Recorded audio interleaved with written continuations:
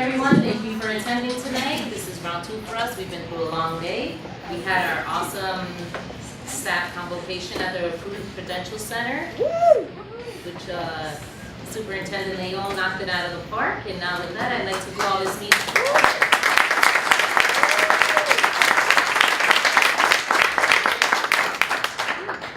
We can all please stand for the flag salute.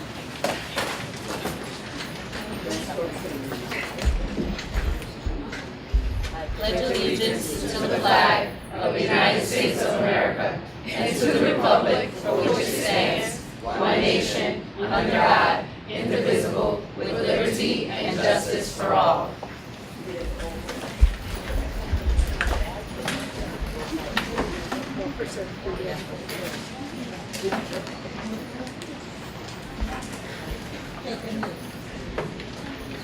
In accordance with the Open Public Meetings Act, NJSA 10:4-6, at SEC, adequate notice of this meeting has been provided by advertising in the Star Ledger of Louisville Compete, PD Progress, and Russo Americano newspapers, and by distribution to administrative offices in the Newark Public Schools.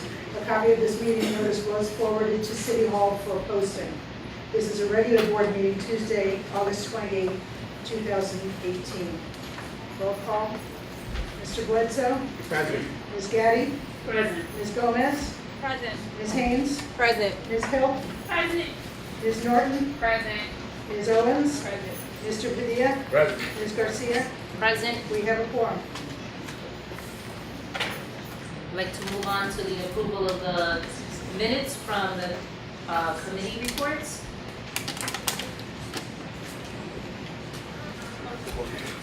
No, approval of the minutes from the June 5th board business meeting, board retreat, board regular meeting of June 12th, June 20th board retreat, June 26th special board meeting, July 10th board retreat meeting, July 24th special board meeting. Madam Chair. Motion. Board member Bledsoe? Motion. Do we have a second? Second. Question. Question? The board retreat, I'm going to abstain, I was absent. So could we separate that? You can just mention that when you vote, so we can do a roll call and we can mention that. Okay. Any other questions or any discussion? Mr. Bledsoe? Yes. Ms. Gaddy? Yes, with an abstention on the board retreat held Saturday, August 25th. That's July. No, it's July, the last one on this report. Oh, okay, that's Board why we're member Gaddy. asking for. Okay. Okay, She's not yes. So no abstention? No abstention. You said yes? Yes. Thank you. Ms. Gomez? Yes. Ms. Haynes? Yes. Ms. Hill? Yes. Ms. Norton? Yes. Ms. Owens? Yes. Mr. Padilla? Yes. Ms. Garcia? Yes. Motion I carries. wasn't here till last time. And the 10th. Good evening, everyone, and now I would like to report out on the board chair report. I would just like to say that I love to see this audience. We have a nice full room. It's always nice when we're here at home at 765 to have a packed room, even though we usually hold the meetings at a NPS school, but they're still being, cleaned out, painted, and this is why we're here this month. Okay. This is our first regular board meeting of the new school year. We have been focusing on making sure everything is in place for a successful school opening. I just want to share a few of many activities that have been taking place to get ready for the first day of school on Tuesday, September 4th. Please don't forget that. Share that with your neighbors, your friends, the kids you see in your neighborhood. Tuesday, September 4th. Today was a very exciting day. While I don't want to steal the superintendent's thunder, he hosted an all-staff convocation. The event included school-based employees and central office staff. The superintendent laid out his vision for the district. I'm going to stop there. He will share more during his report. Trust me, he will. Principals were hired. The superintendent honored his commitment and returned the process of hiring principals by panel. In July, a group of parents, students, staff, and community leaders were convened as the interview panel. The panel determined which candidates would move forward. Then the superintendent interviewed all of the finalists and recommended 7 candidates be hired as new principals. Back to school backpack initiatives. For the first time on Thursday, this Thursday, August 30th, between the hours of 3 p.m. to 6 p.m., the Newark Public Schools, Honorable Mayor Baraka, the Newark Municipal Council, Senator Ruiz, Assemblywoman Pintor Marine, Assemblywoman Spate, Congressman Payne, the Newark Firefighters Union are partnering to give more than 1,500 backpacks, and the event will take place at Malcolm X. Shabazz High School located at 80 Johnson Avenue. Parents had to sign up and have received overwhelming positive responses. We will be joined by many community partners.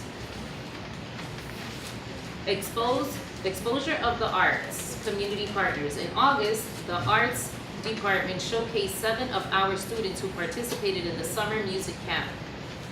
Some of the students played instruments for a couple of years, while others, we had only 4 months of experience. We hope the district will offer more opportunities for students to display their talents. Began the process of establishing district and board goals at our retreat.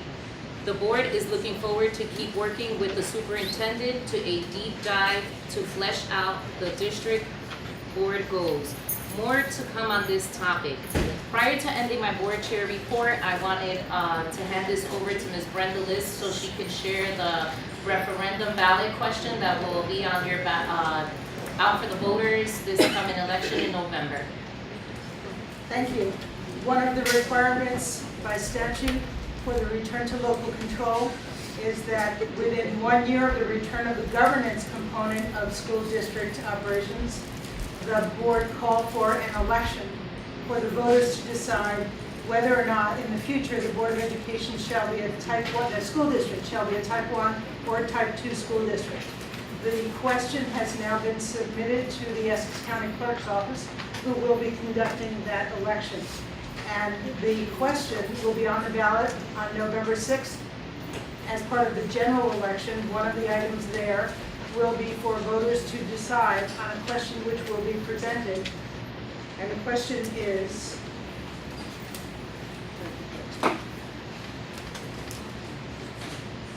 shall the school district of the city of Newark become a type 1 or type 2 school district? Vote for 1, type 1, Board of Education members appointed by the mayor, school district budget determined by Board of School Estimate. Or type 2, Board of Education members elected by the voters, school budget determined by the Board of Education and approved by the voters. And that question is presented in both English and Spanish as required, and an explanatory statement is presented in both English and Spanish. We can provide copies if anyone would like to see the question and the explanatory statement, but I'm not going to read them all right now. But those have been submitted and should be on the ballot. That voters will get in the mail, and then we'll see when they go and vote on November 6th.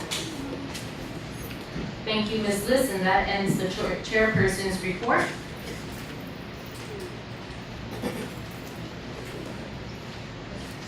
And now we're going to move on to board resolutions. Do we have any?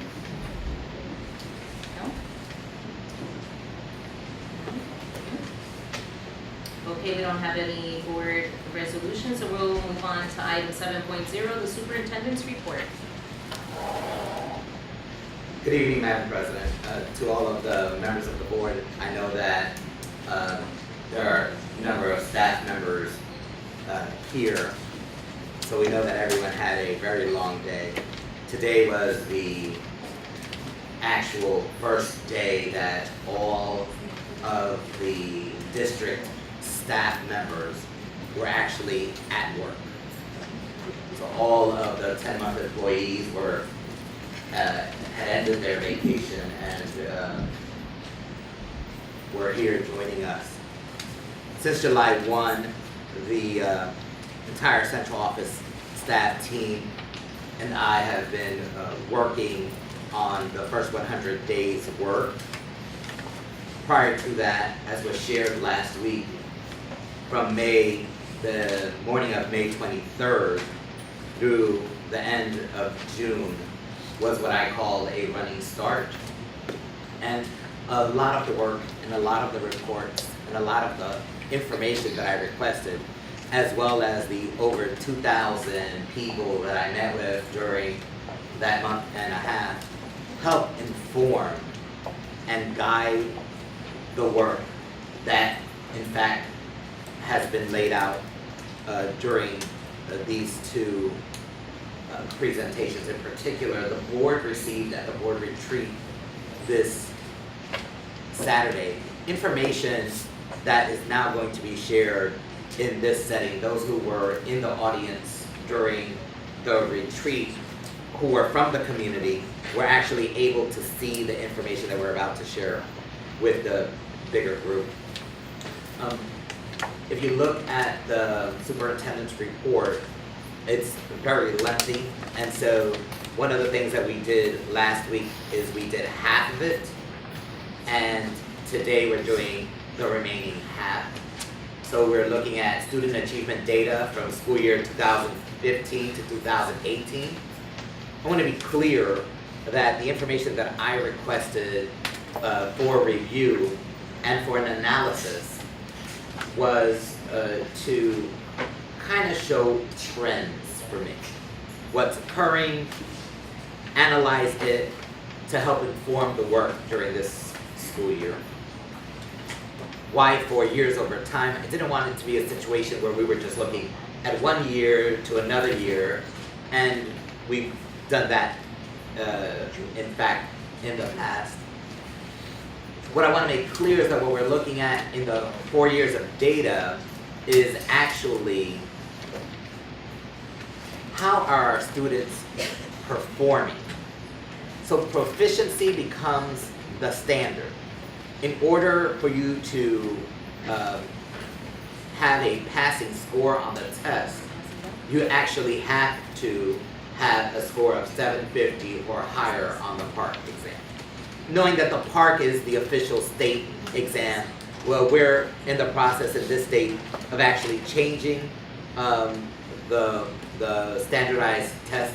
The work that we're doing is to assist the commissioner and the Department of Education, because obviously anything that the state of New Jersey is going to be doing as it relates to an administration of a standardized test, the city of Newark wants to play a role in that conversation, and we're most appreciative of them for allowing us to do that. I know that members of the community have participated in NJDOE sessions as well, and I'm most appreciative to anyone who's in the audience who has participated in assisting and influencing how students throughout the state of New Jersey are going to be assessed.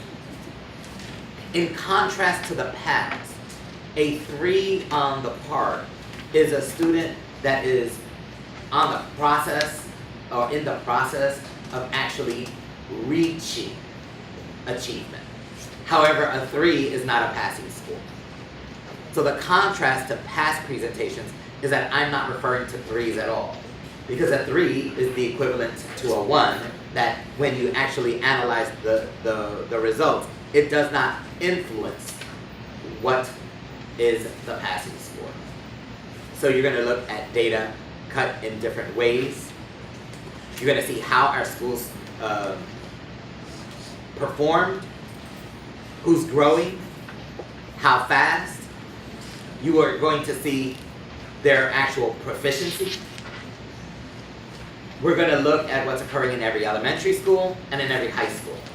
And unlike other presentations, one of the things that we shared this morning is we actually shared the data.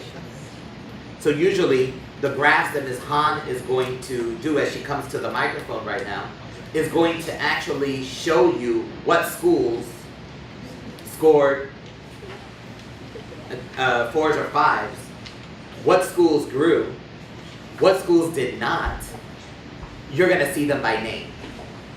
You're also going to see that data cut in different ways. You will see the data as to how our students perform in contrast general education students, our special education students, and our students that have received bilingual education.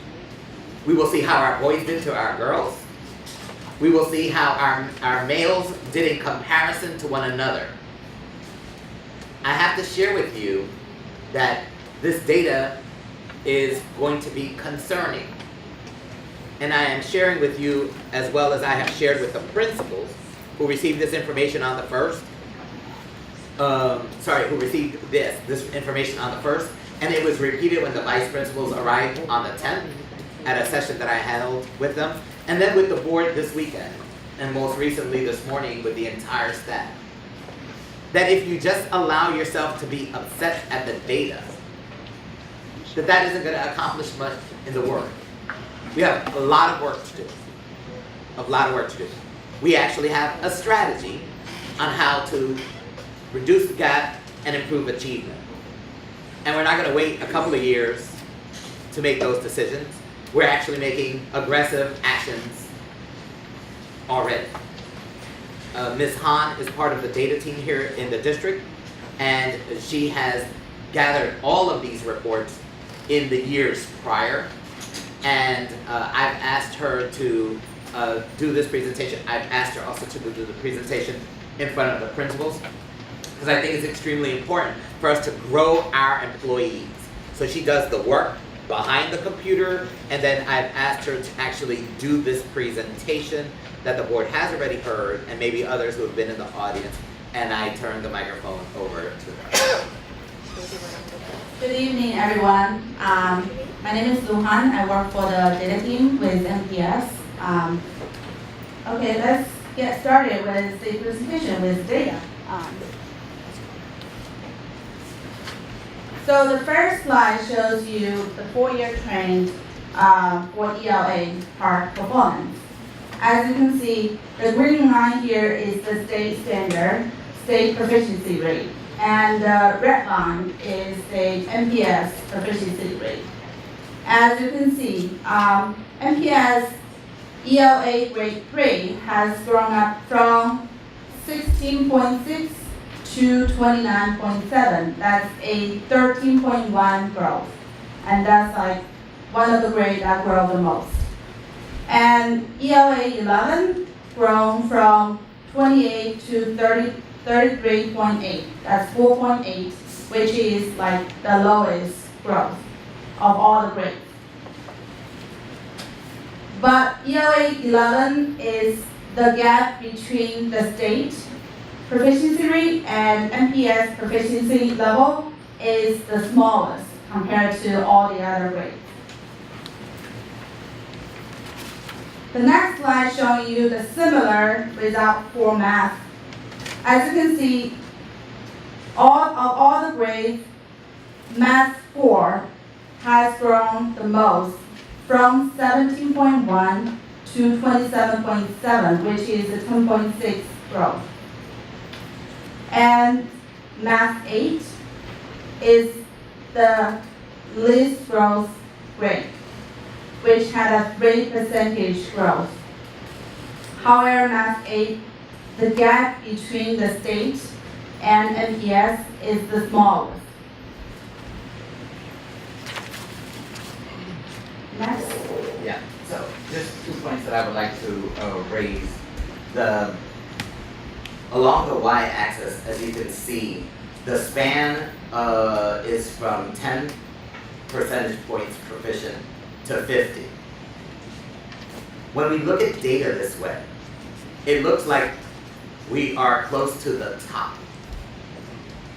But the line continues all the way up to 100.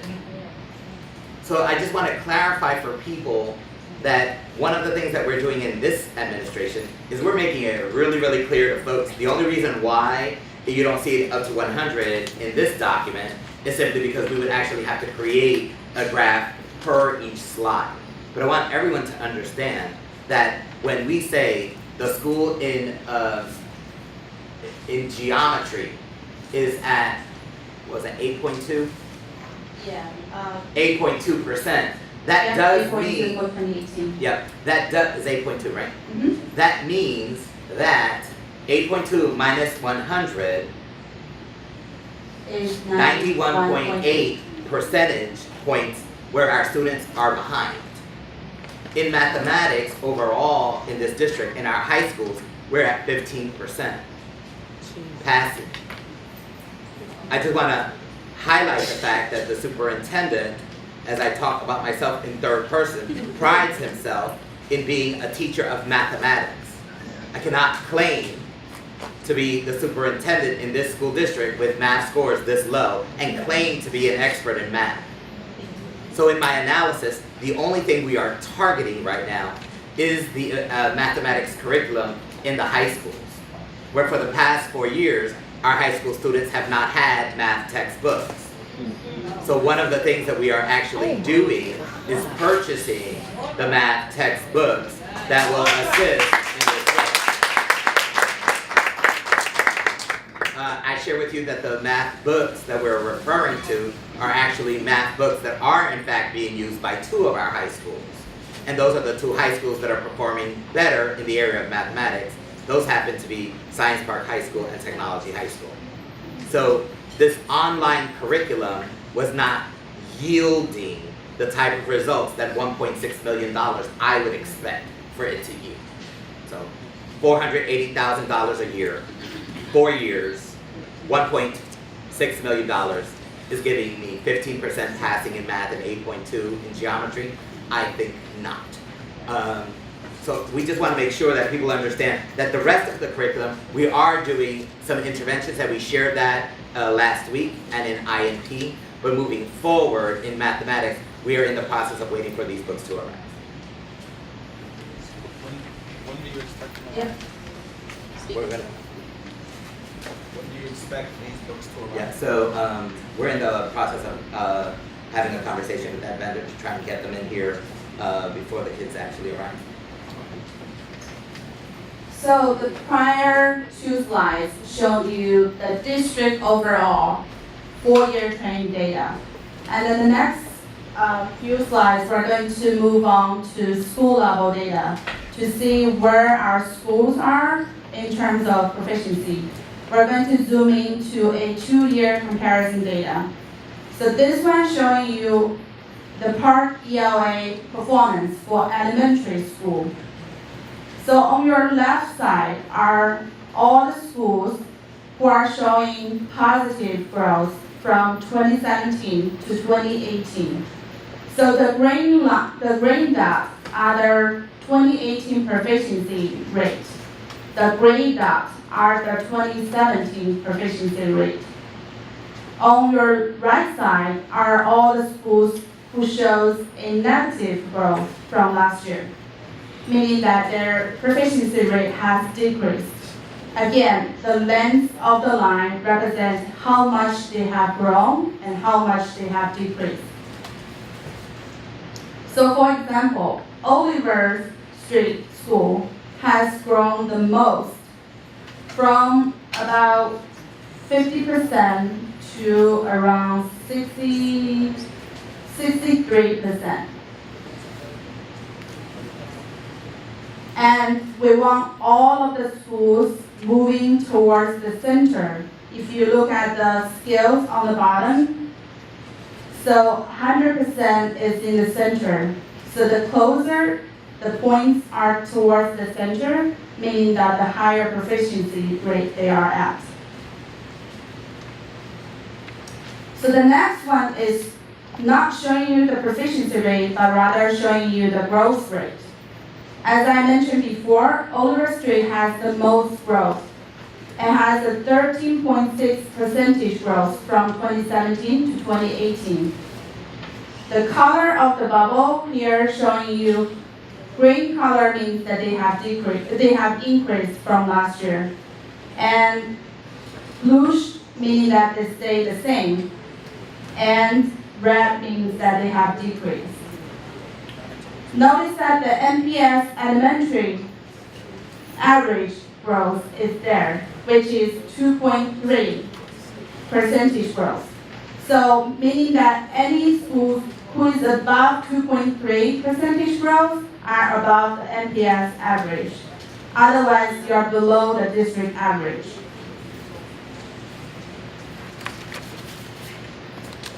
So the next slide showing you a this a matrix dividing school into 4 quadrants here. The upper right corner showing you the high growth, high proficiency rate schools. And the lower left corner showing you the low growth, low proficiency school. The horizontal line, blue line here, is the NPS average proficiency rate. And the vertical line here is the NPS average growth rate. So if you are on the right side of the vertical line, you are grow above the NPS average. If you are on the left side, then meaning that those schools are the ones who is below NPS growth average. Again, same thing for the horizontal line. That's the NPS average proficiency rate. So for schools who are above the horizontal line, those are the schools, their proficiency rate are above the NPS average. And schools who are below the horizontal line are the schools whose proficiency rate are below the NPS average. So the next 3 slides will mimic the elementary ELA results. This is the math result. Similarly, the color of the dots, meaning the 2018 proficiency rate, and left side are the schools who have increased from last year.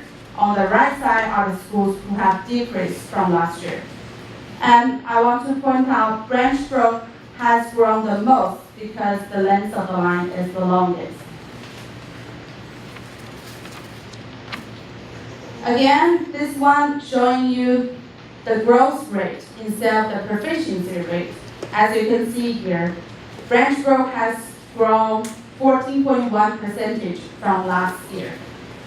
And we have about 22 schools have a positive growth, and about 15 schools have a negative growth from last year.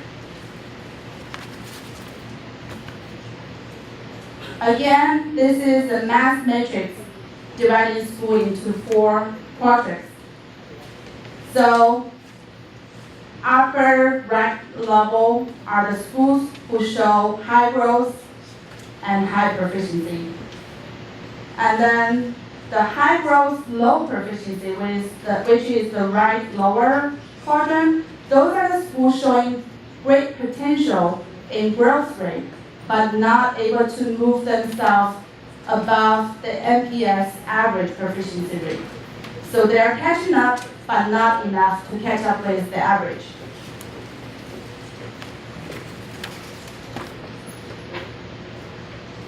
The next 3 slides showing you Park ULA high school performance. Again, as you can see, technology and American history showed a huge growth from last year, especially American history. And we only had 1 school who decreased a little bit from last year, which is BAR.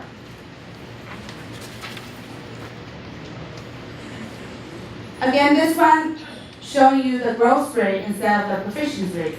As you can see, American history had a 10.6% growth from last year.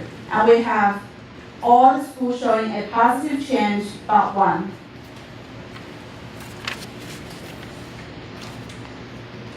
Similarly, we divided high school ELA performance into 4 quadrants. And we have 3 schools in the high growth, high proficiency quadrant, and we have 3 schools in the low growth, high proficiency quadrant. And we have 2 schools, west side and east side, on the high growth but in the low proficiency quadrant. We have a lot of schools in the low growth, low proficiency quadrant.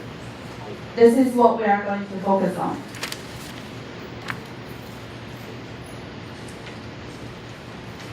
Last but not the least, we have math high school performance. So as you remember, for the ELA high school performance, we only have 1 school on the right side Now we have 1, 2, 3, 4, 5, 6, 7 schools on the right side, meaning that we have more schools have decreased their proficiency from last year. And again, American history is worth pointing out because not only their ELA has the highest growth, their math showing the highest growth as well.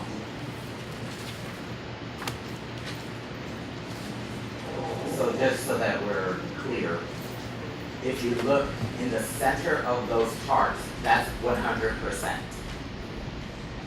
No one's there.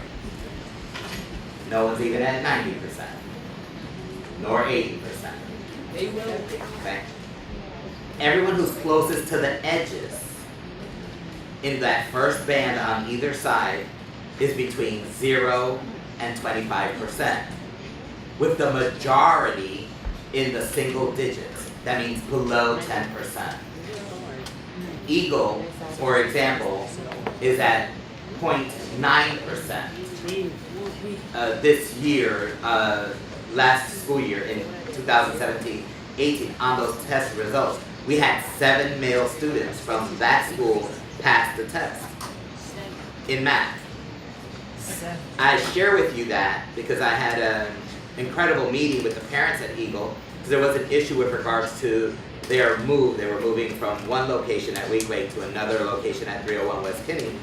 And they were upset that I stopped that move, not because I wanted to, but because the school was not going to be ready to receive them.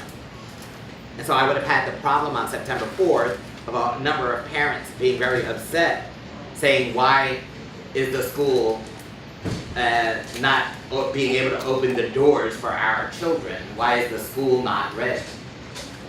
So, while I understood that concern on the parents' part, and I accepted it and took it, although they were aware that the school was supposed to be moved since January, I thought 6 months would have been enough time. I started on the 1st of July. 2 weeks later, I met with all of them, or those who attended, to share with them that they were moving. So I was sharing bad news. They were very upset. The staff was very upset. And then I shared them their test data. Because while they were upset about the move, I was upset about what they were taught. Right. Because this is about teaching and learning. And I'm going to share with you, and that's what this administration brings to this conversation, is that we're not afraid of the data. And I'm going to share with you, this math data is ugly. Because I met more than 7 guys from Eagle. And I believe that there are more than 7 young men of color at Eagle Academy that can do a little bit better than that test result. But they have to be taught and taught well. So what they're teaching is important, and who's teaching them is important. Ultimately, this is a problem, and we're going to fix it. And we're not going to wait a year to do it. We're fixing it immediately. Right. What I just want to reiterate is that when we see a problem like this, you see how the names of the schools are on there. I'm not afraid of them. And we can help them better when everyone is aware. So it's about putting pressure, but I need as many eyes aware of what the data is saying so that we actually can make sure people are doing something about it. Do I have confidence that we will fix this? Absolutely. Will it involve everyone who did it last year? That's questionable.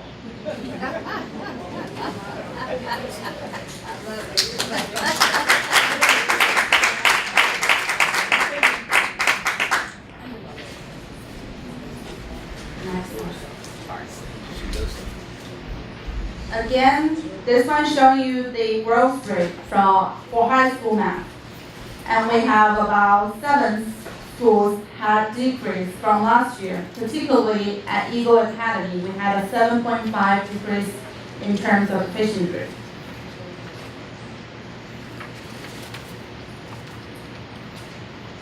And this matrix, one thing that, if you guys notice, is we don't have any school in the high growth, high proficiency quadrant. And we have 2 schools in the high growth, low proficiency quadrant. American history is catching up with the NPS average.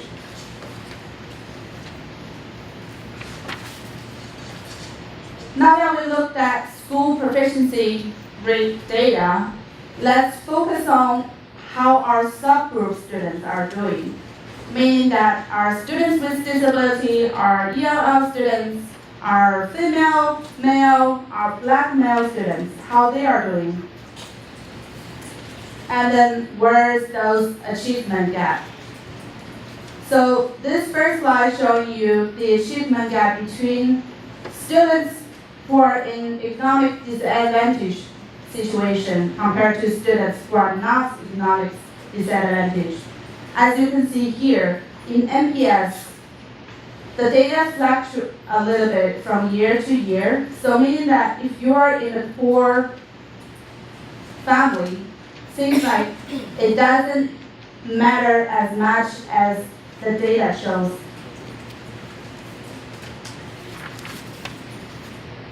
The next one showing you the achievement gap between general education students versus special education students. As you can see here, majority of the years, our special education students, their proficiency rate are below 10%. Look at where we are in terms of ELA. For special education students in 2015, we're at 3.3%. So only 3.3% students with disability can achieve proficiency in NPS. Versus we have 26.1% students, general education students, achieve proficiency. There is a huge achievement gap between those 2 groups, and the gap continue growing bigger and bigger from year to year. In 2015, we had a 22.8% gap. And then in 2018, the gap between becomes 28.9. Just real quickly here, the last 4 to 5 years, we've implemented a strategy called, special education pathways. And as you can see, that strategy has created a clear pathway, but one that has created a larger divide. And so obviously, if that strategy worked, the numbers would be getting closer. We know that a student with an IEP is a student that they are incapable.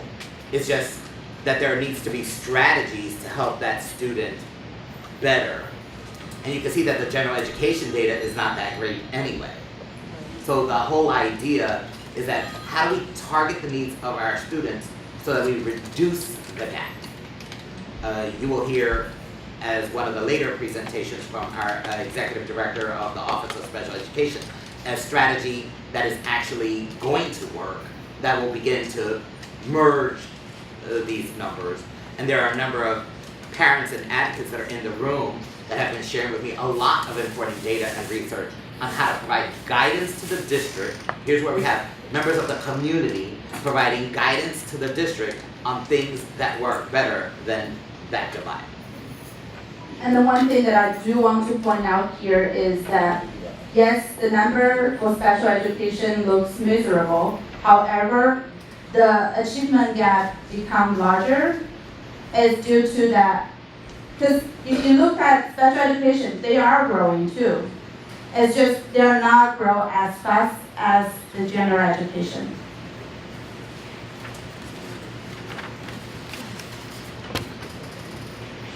So the next one, look at the achievement gap between ELL students and non-ELL students. And you might wonder what happened in 2016, why there's a bump there. It's nothing magical, but a data error. It's not a data error that caused by me, but caused by somebody who did the state reporting that year.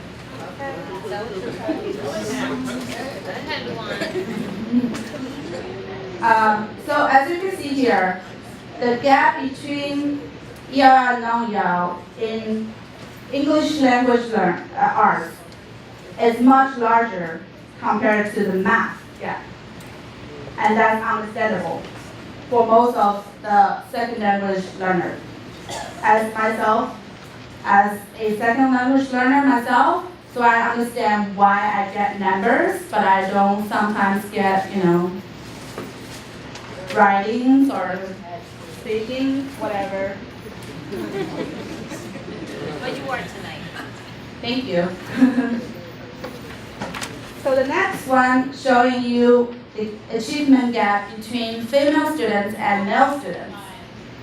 Not surprisingly, our female students are doing much better job compared to our male students. But the achievement gap between the male and female in math is much narrower compared to the ELA. And the gap stay consistent from year to year, meaning that the growth rate for both groups are consistent, are similar. The next one is a little bit busy here because we're a very diverse district. We have lots of race ethnicity combinations here. So I'm going to walk you through line by line which one is which. So the top line is Asian, and then the next one is American Indian Alaska Native, and the next one is white, and the purple one is Native Hawaiian and other Pacific Islander, and then the next one is Hispanic. Oh no, sorry. Yeah, the next one is Hispanic Latino.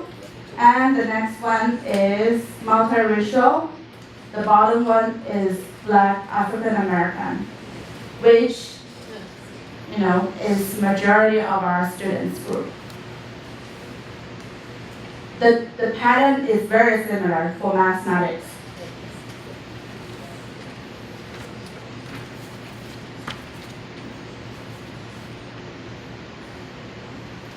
So now that we looked at gender breakdown, we also looked at race ethnicity breakdown.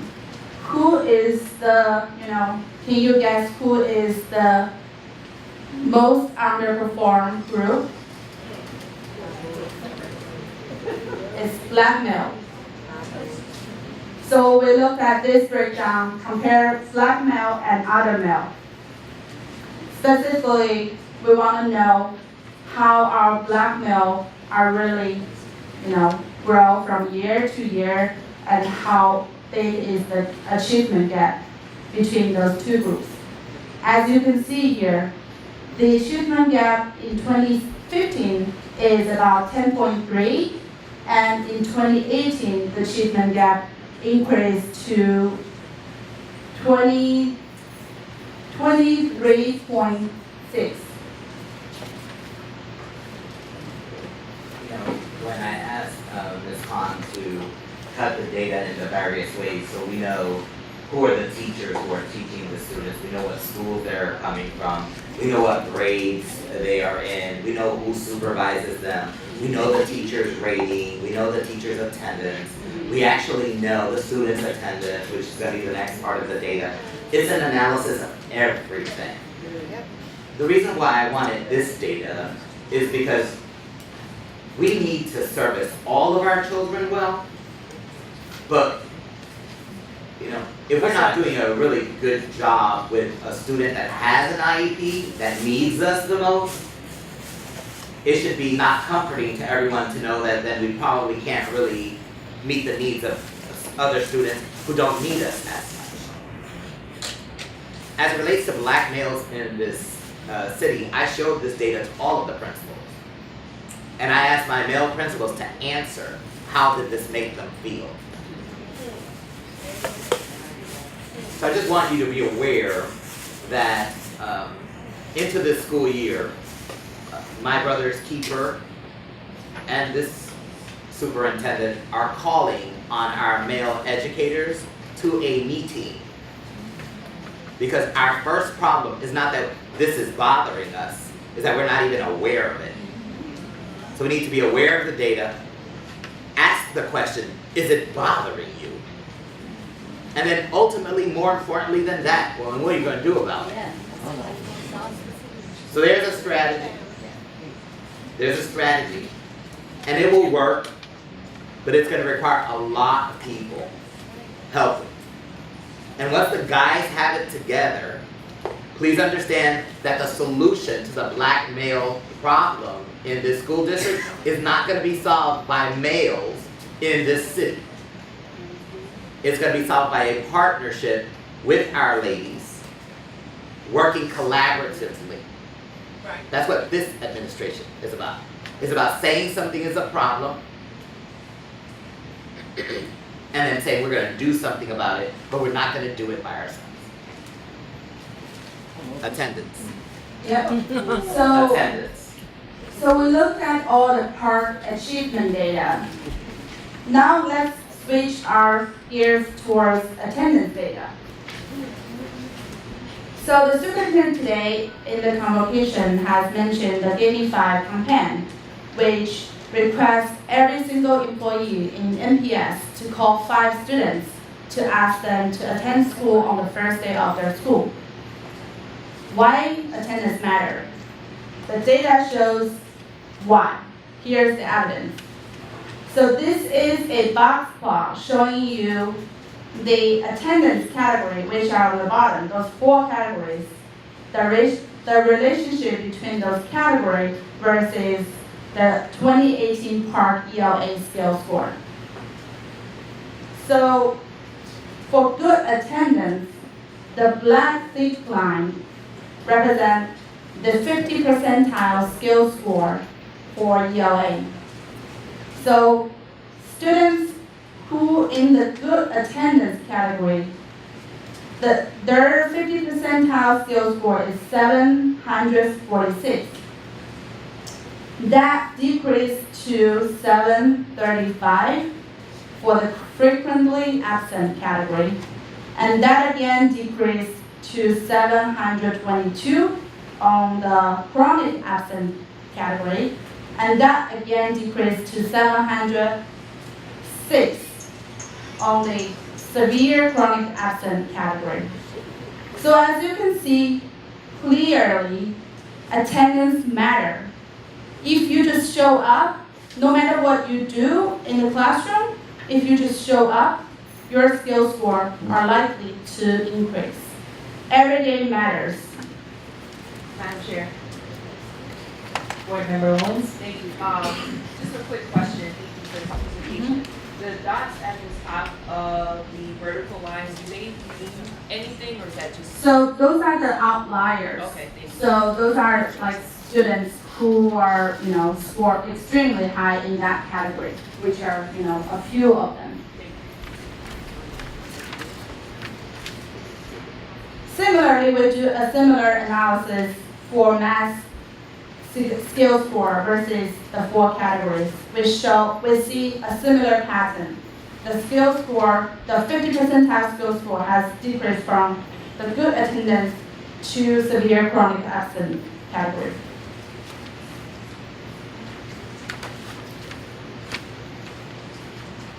The superintendent also shared this data with all the employees today. So this showing you the average number of absence and then how many schools are in each category. So we have 0 school who had an average 0 to 5 days of absence. And then we have 5 schools in the 6 to 10 days of absence category. And we have 14 schools are in the 19 to 29 days of absence. The state standard is 18 and above, so for schools who had an average of 18 and above, those are the schools violating the state requirement. And we have 8 schools who had more than 30 days of absence per student.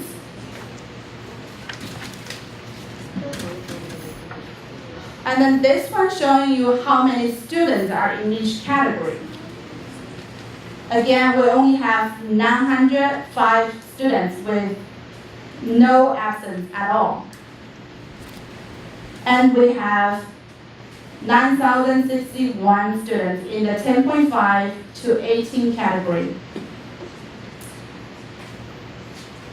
And we have 3,571 students had more than, on average, had more than 30 days of absence.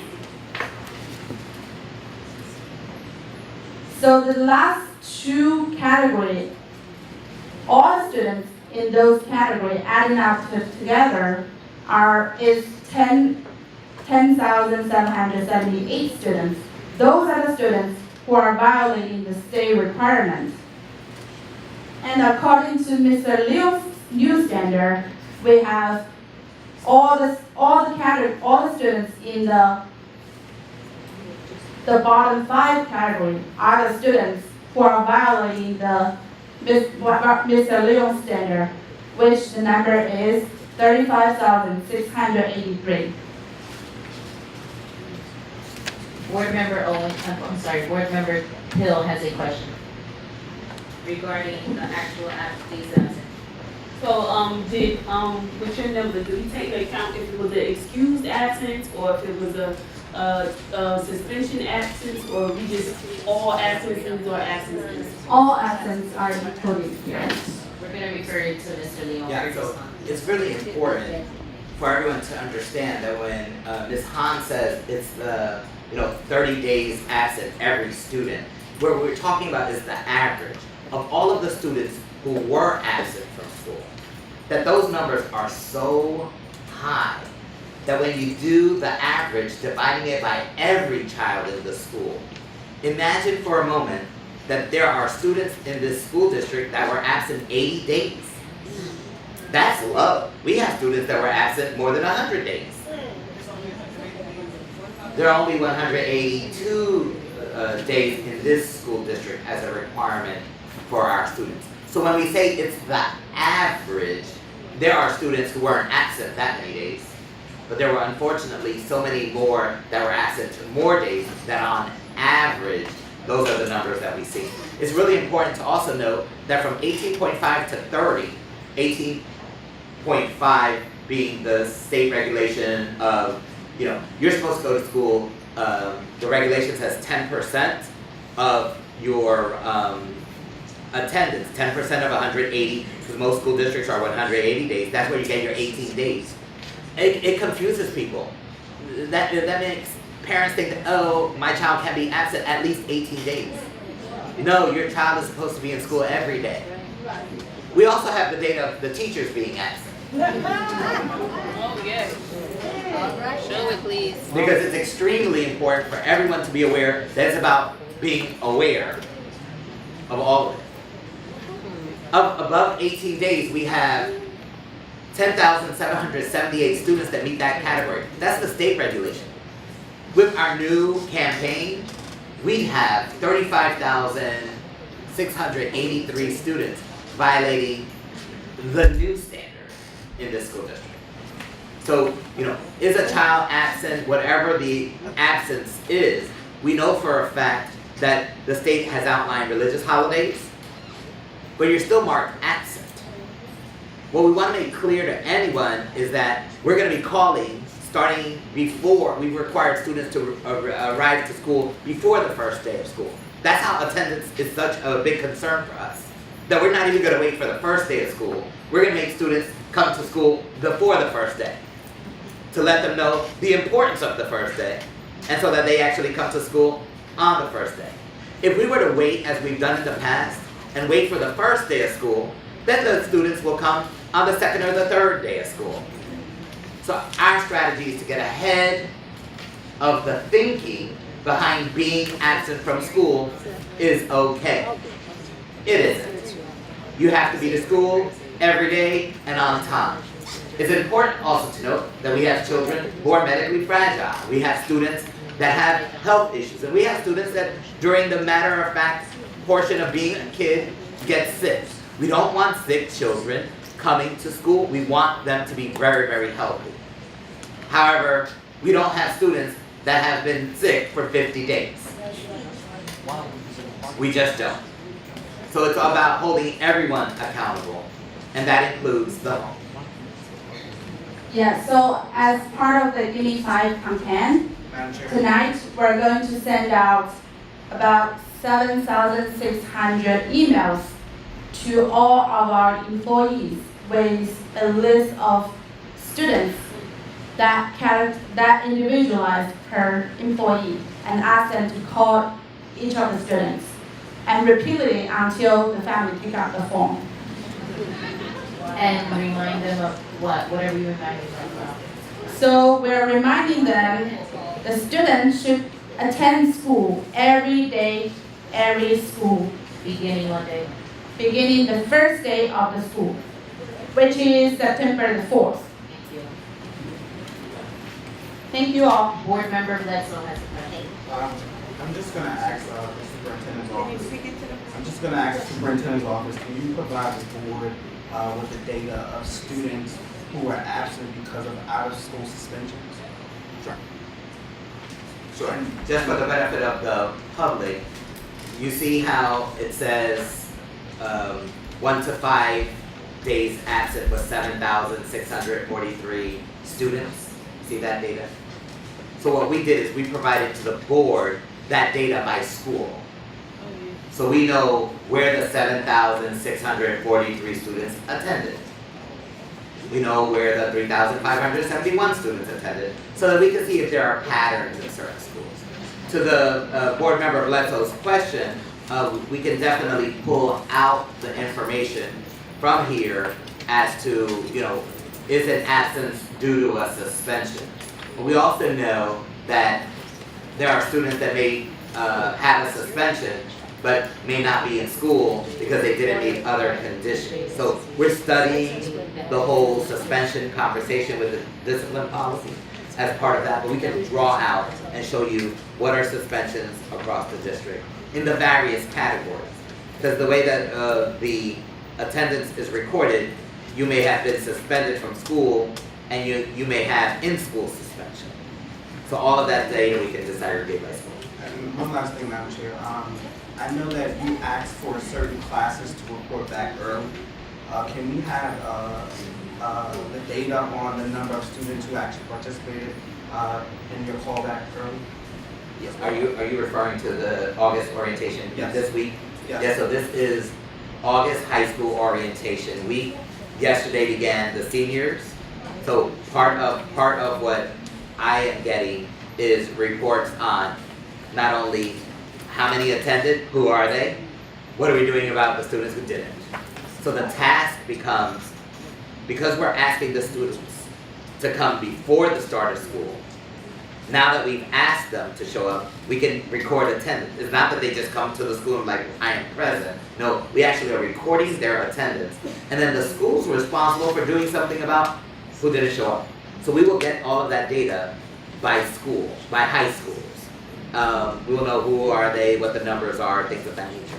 Also, the first 10 days of school are extremely important. So if before school starts, you're asking the question, I just want you to be aware that starting on the 4th, we're also going to get that information. Who didn't come? That puts pressure on the school staff to actually find out where the students are. See, the idea ultimately is that we need to have our students in school. And if the schools, I'm not saying that there's any school that meets this criteria, but if there are schools that are comfortable with students not coming to school, they're responsible for now reporting out what are they doing to get them to school. So it's all about accountability. As it relates to your question, during this week we'll have that data. Thank you. Thank you. Board Member Padilla. Good evening, everyone. We were at a retreat this weekend at Science Park, and the statement that I have to make is that this is reality in North Public Schools. I mean, it really is. Typically, when we have these retreats, board members have little sidebars with one another asking questions that I usually sit at the end of the dais. so when I look, it's like every board member's eyes were on the superintendent. And it's almost like he knew what our next question was gonna be, because he really laid it out. This is how many kids are out, these are the schools that are failing, this is what we're gonna do about it, and we start today. Today is when we start this, so kudos to Superintendent Leon for a magnificent report, and I gotta tell you, this is my third year on the board, that had to be one of the best retreats we've ever had. Thank you. Any other board member?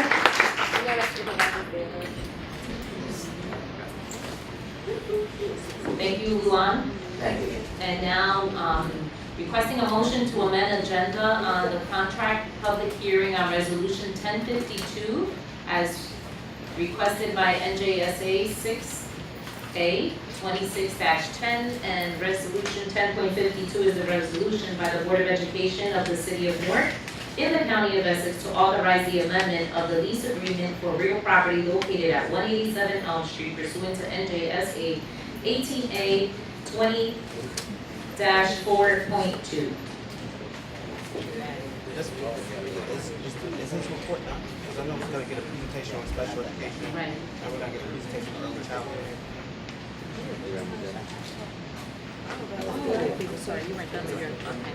I'm sorry, you were done with It's the right. superintendent's report. Thank you, Mr. Valesco. I just thought we were amending the agenda to address an item that needed to occur, because we weren't done yet.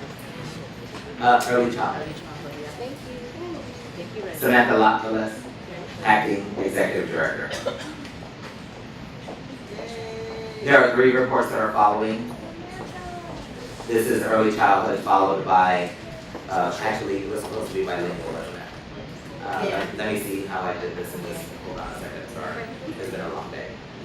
Oh, well, it has early childhood. Okay. We'll do early childhood, I believe it is bilingual, and then we will end with special education. Thank you. So, greetings Superintendent Leon, distinguished and honorable board members in the Newark community. I want to start by thanking you for providing me the opportunity to serve as your acting executive director. Building a foundation for our youngest learners is monumental work and extremely important to the growth and development of the city of Newark. Again, thank you for providing me the opportunity to serve. Today, I provide a brief overview of the work that is before us for the 2018-19 school year. Over the past 2 months, we have actually joined the superintendent on his quest to go on a fact-finding mission.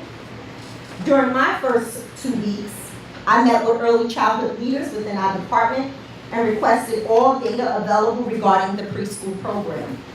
We reviewed data that was in alignment with New Jersey Administrative Code 6A13A, the state regulations for a high-quality preschool program. If you look at the next slide, these are some of the components that are actually pulled from New Jersey Administrative Code, and these include components around enrollment, curriculum and instruction, assessment, which includes student outcomes as well as classroom quality, student interventions and support services, family and community engagement services, health and nutrition services, as well as transitions.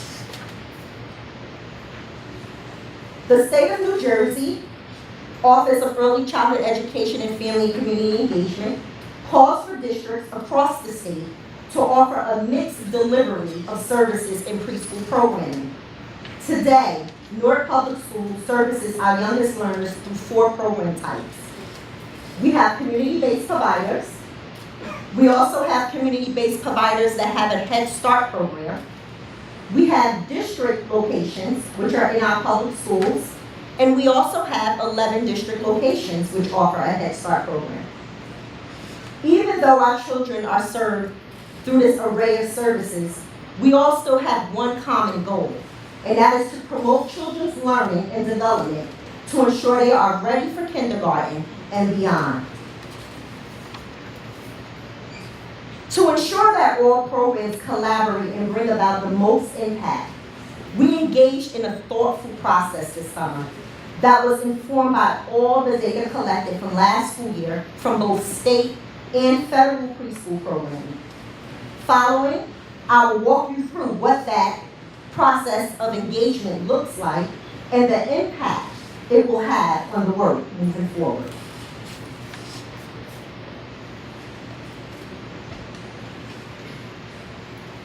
If you can go back one slide. Thank you. So given my background in Head Start work here within the North Public Schools District, we started with a process adopted from the Head Start Foundations for Excellence.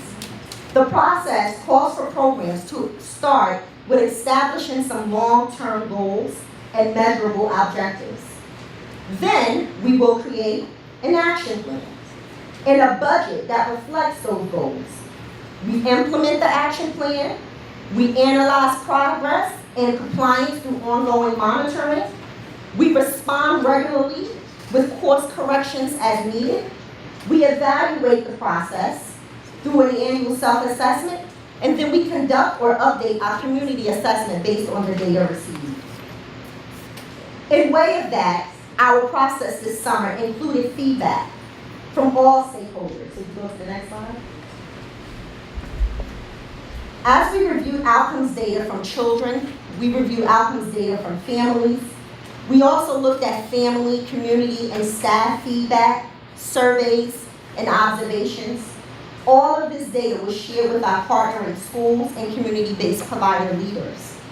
All leaders conducted what we call a SWOT analysis. They looked at the strengths and weaknesses internally. We also looked at external opportunities and threats. And we looked at this for every component of the work that I shared with you earlier, because these are the things that the state require of us. We looked at this based on the preschool data summaries we received. The department then took the feedback from all and developed the strategic plan, which board members should have before them.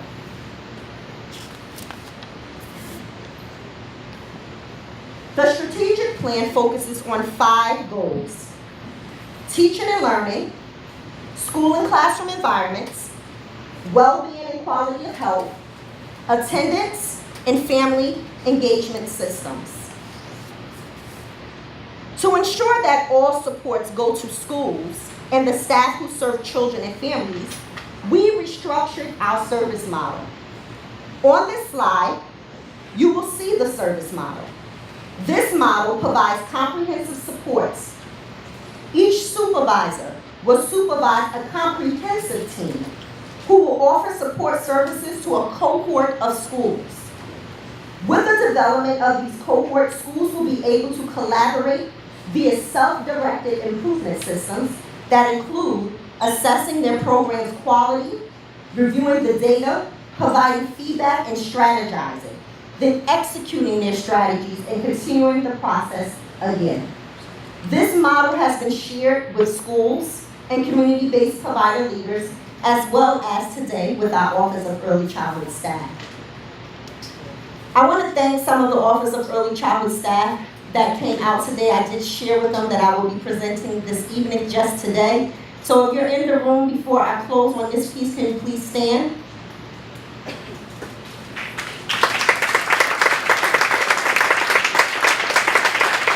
Please remain standing. The Office of Early Childhood, we're fired up to do the great work that is before us. We are laser focused on ensuring that students who attend preschool, they leave ready to be successful in kindergarten and beyond. We ask that you continue to join us in this movement and that you support us with your presence and any resources that you know can benefit our youngest learners and their families. Presented to you are a couple of upcoming events. These will take place during the month of September. So please look out for these events. We have on September 6th, Cheer for Pre-K Day. On this day, we will welcome our preschoolers back to school and create excitement for students who are attending pre-K, while sharing with families the importance of attending school daily. On September 18th, we have the national event, Dads Bring Your Child to School Day, but we encourage father engagement. Schools across the city of Newark will invite fathers and father figures to escort their children to school. September 20th, we will have the Grandparents Resource Forum, which will be a celebration of grandparents, kinship, and resource relatives by providing resources to these caregivers that will support their well-being as well as the well-being of their children. And on September 27th, we will have the Office of Early Childhood's kickoff meeting. This will be the formal sharing of the Office of Early Childhood's annual report, which includes the following: department overview, services provided, program outcomes, and the strategic plan for 2018-19. Thank you, Office of Early Childhood team. Thank you guys again for your time and attention, and at this time I can answer any questions. Madam Chair. Board Member Norton. Thank you so much, Director, for this presentation and for your dedication throughout the summer. I want to know how our early childhood teaching and learning program is bridged with our K-12 curriculum. So currently, right now, we implement the creative curriculum, which is a part of 5 approved curriculums for the state of New Jersey. We're actually in the process of bridging some of the information and creating a bridge document that will show the work that we do in preschool and how it aligns with the work in kindergarten. Our department has created what we call preschool instructional expectations, the PI. And in that document, there are some informing documents which actually looks at kindergarten work and how does the preschool work align with the kindergarten work. So we really went to the state standards and said, what can we do in preschool to ensure that when children enter kindergarten, they are ready for kindergarten. So we do have those informing documents which have been shared with schools. You are welcome. Madam Chair? Board Member Hill. So I know, at our last meeting, I know it was like 400 kids that hadn't registered yet for kindergarten. Did you guys find the enrollment increase like over the past couple of weeks? Yes, absolutely. And those 400 children that had not registered for kindergarten, I would say within a week's time, with all of the support with the community-based provider and our Office of Early Childhood staff, 98% of those children were placed into kindergarten seats. The 2% that were not, it was because they actually attended a school outside of the district, so they weren't placed necessarily here in district, but those children were placed. Board Member Bledsoe. Director, I want to bring your attention to slide 4. I see a number of our students are predominantly certified community-based providers. Currently, is there a plan to expand our service in district? So yes, so we go where the children are. And so our community-based providers, again, the state has asked that we have a mixed delivery system. So wherever, if the community-based providers have space available in those areas where there's a demand, that's where we will open seats. We also always look at what our children and what our schools can afford to service those children. And so, yes, there is a plan to bring children in district, but it will only be if the children that need to come in district are in areas where there's availability in district schools. We're very limited on space in district. So do you know where space is currently available to expand in the city? So we're still researching some of that information, but we're happy to say that we've had a lot of private providers in the East Ward open up seats. St. Justine just opened up a couple more classrooms. And so, but the East Ward is saturated. So we're really gonna have to look at our portfolio here in the city and really figure out where we can add more PK seats. Superintendent Leon. Yes, Madam President. Mr. Bledsoe, absolutely great question. Our strategy in this administration is to actually grow the district. If we had schools that weren't sold, we would have actually been able to do that. That's right.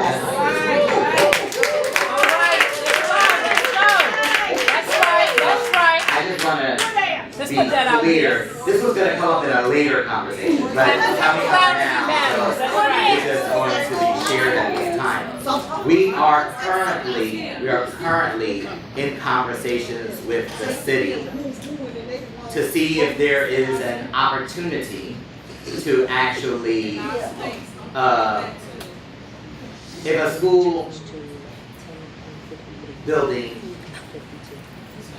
is in a situation, if you say, with whoever is making the purchase, this administration is going to act like it has $1 billion, and we will engage in conversations with anyone who has any of our buildings, and those buildings are in fact able for us to actually return them back to the school district. Some have been sold, some have been sold.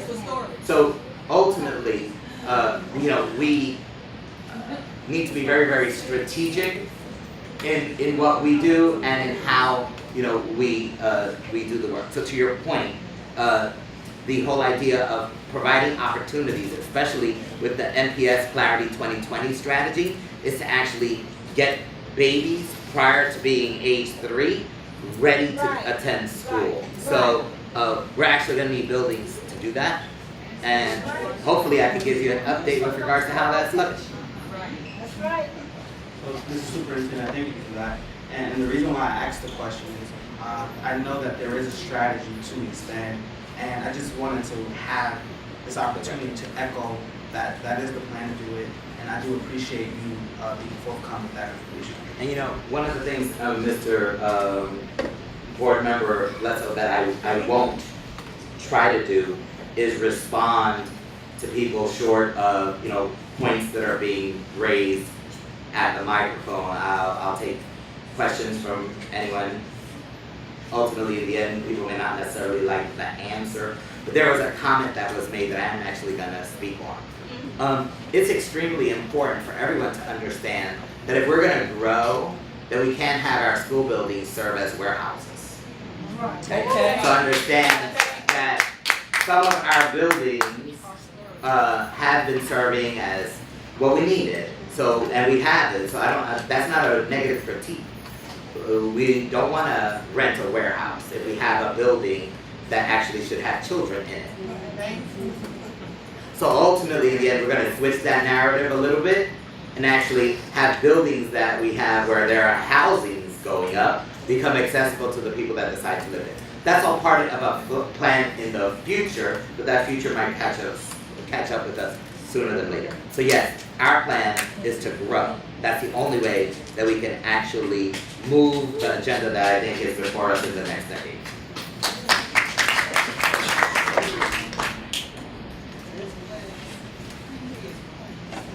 Thank you, Ms. Is there any other questions, Madam President? Bilingual education. Thank you very much, Mrs. LaValette. And now we would like to bring up,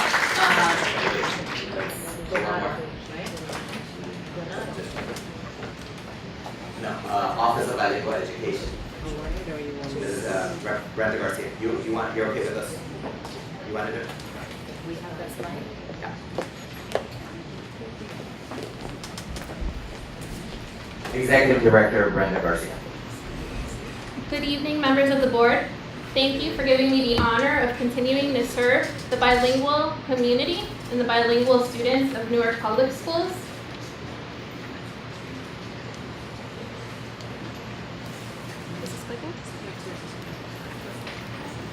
So I'm going to get started because we haven't had a formal opportunity to talk a little bit about our demographic data. So I'm going to get started with that and then move on to some information around policy for English language learners as it pertains to federal and state policy and Newark Public Schools, and end with some of our performance data and our instructional priorities.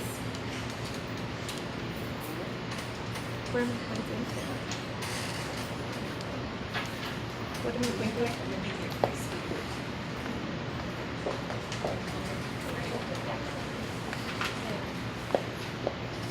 All right, so our population of English language learners has been increasing yearly. Last year, we saw an increase of almost 900 students from the previous year. So right now, about 13% of our students at Newark Public Schools are English language learners. These are students who by definition are not yet proficient in English, given the assessments that are required by the state of New Jersey. We have 27 reported languages, so that shows the diversity of our L population in the city. The top languages being Spanish and Portuguese, and those have been the top languages historically, followed by Haitian Creole and French, which have been competing for 3rd and 4th place over the past few years. We have an increasing, growing Bengali and Urdu speaking population, followed by Twi and Arabic. So when most people think of English language learners, we think of students who were not born here, right? It seems like that's a tendency, but for the most part, generally speaking, in cities similar to Newark, about 50% of these students are born in the United States or one of its territories, so that includes Puerto Rico. For Newark, it's 40%. Our next top place of birth are students from the Dominican Republic, followed by Brazil, and we have a large influx of students coming from Central America. These students often come with interrupted formal education, and many of them are at our high schools. So who are our ELs? About 78% of them are in our elementary schools, and 22% of them are in our high schools. Once again, 40% are born here in the United States, and about 6.4% of our English language learners have IEPs. The schools that serve our students right now. So mostly these populations are concentrated in the east and north ward of the cities. And you can see in this table the breakdown of the schools that have bilingual and ESL programs. You also have a handout, which is green and parent-friendly on both sides, that has the specific programs that are offered by each of the schools in all of our wards. So the East Ward serves Spanish and Portuguese-speaking students. Our North Ward are primarily the Spanish-speaking populations. And then in the Central and South Ward, specifically Central High School and Ivy Hill, have our French and Haitian Creole-speaking students. Mount Vernon is known as our mini United Nations, and we have students who are English language learners bused from around the city to Mount Vernon for their services. So, rooting everything in EL policy. So, the education of English language learners comes from the law, right?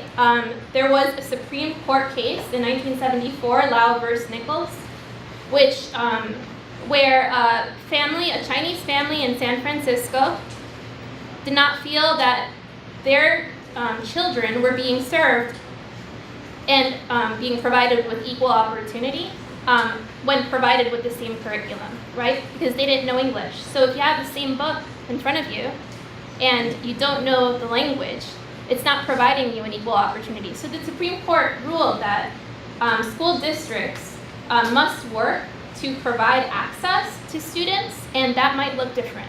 In the state of New Jersey, bilingual education is mandated.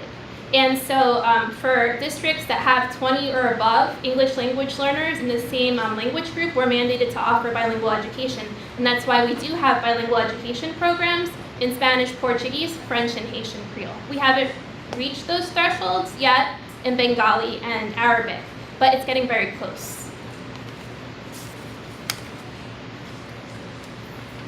So in August 2017, which was about 5 months after I joined NPS, we received a complaint from the U.S. Department of Justice. It was a complaint initially around what our policies and procedures were for enrolling and registering English language learners at NPS. The secondary complaint was around how we communicate with parents who don't speak English. This was under the Educational Opportunities Act, which is actually the act that Nixon passed after 1974, the Lau versus Nichols case. The investigation is currently an open investigation. So we are proactively highlighting from our findings so far in our conversations with the Department of Justice and their data collection and our conversations with them, the additional issues that they have identified, and I'm going to also highlight some of the things that we've proactively started to do to resolve some of the issues. So this is a list of 8. These are primarily the ones that are the big ones for us to start to tackle. Our EL enrollment procedures and identification procedures at our schools, our EL testing procedures, how we're mainstreaming our students. All of these can kind of take a long time to discuss. So they're outlined here, and I'm sure that we'll have continuous conversations around them. I do want to jump into highlighting 3 specific ones. that we've started to remedy. So L, enrollment procedures and identification procedures. Our L, services and teacher certification, and parent advisories for bilingual education. So one of the things that I found when I came here was that we had not updated a lot of the letters. So parents of English language learners, there are very clear federal mandates and also followed by the state of New Jersey of informing parents every step of the way of once a child is being tested to identify whether they're an English language learner, whether they're entitled or they're not entitled. They also have a right to waive the services should they not want the service. We need to continue to inform them yearly that they're entitled, their children are continued to be entitled to services, and every year they get that right to waive.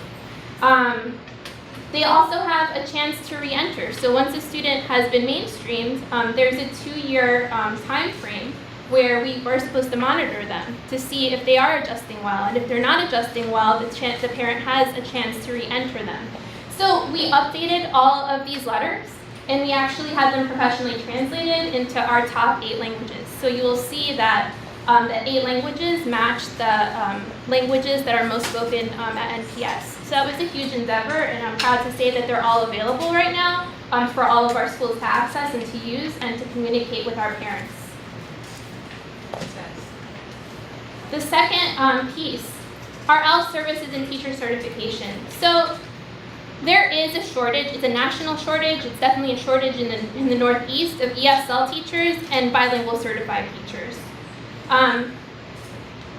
In the spring, we did have some planning, and we had principals have the chance to identify whether they needed additional ESL and bilingual teachers, and during that planning, what came about was an additional 20 ESL positions in the district and 20 bilingual teacher positions.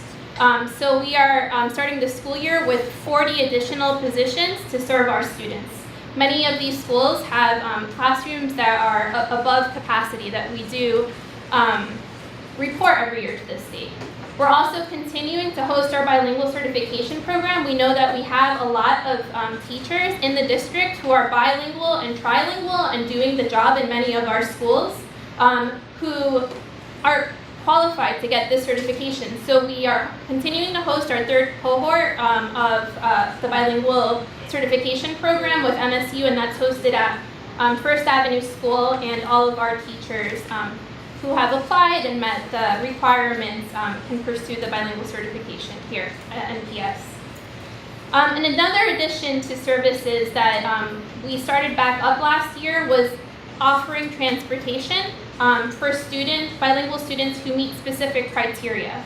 So, for example, if we had an Urdu speaker who lives in the East Ward or the Central Ward of the city and lived over a certain amount of miles away, we would provide them busing to Mount Vernon where they would have ESL should the parent want that. Again, it's the parent's choice to make.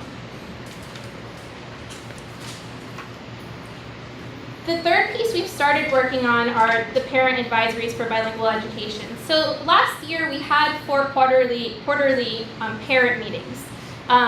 The participation was not very great. It wasn't continuous. You came to one of them. We tried to get our parents out. We had them in the evening. We had some student performances. We really tried to get parents out. But what we found was that a lot of our parents in the East Ward are not going to travel to the North Ward, right? And vice versa. So we do need to and want to. We want to hear our parents' voices and what they want the bilingual education programs to look like for their students, what their goals are in our schools. And so we're looking to expand the bilingual advisory so that we have quarterly ones in both the North Ward and the East Ward of the city this school year.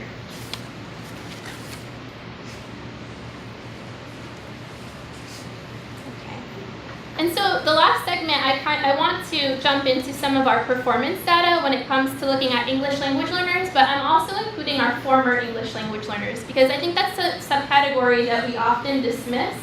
And it really shows that the hard work that our bilingual and ESL teachers do while students are English language learners and mastering the language, once students are mainstreamed out, what we can see in this data is state ELA tests, and these are 4s and 5s. Our former English language learners on every single grade, 3 to 11, are outperforming all students.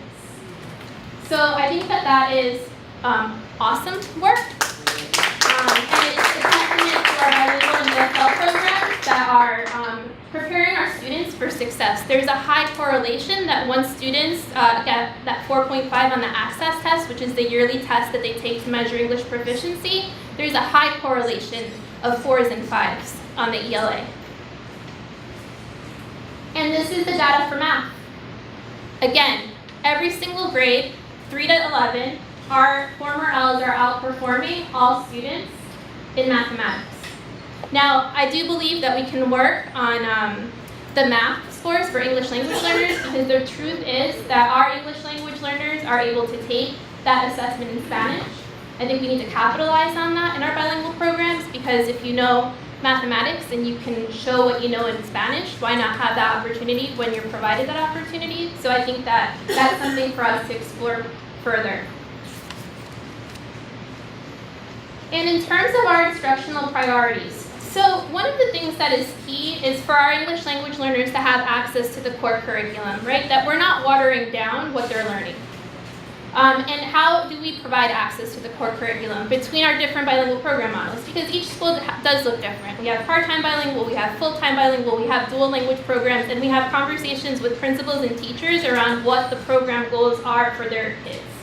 But when you have a bilingual program, you always have to have native language instruction. And so are we being purposeful about our native language instruction within our bilingual programs?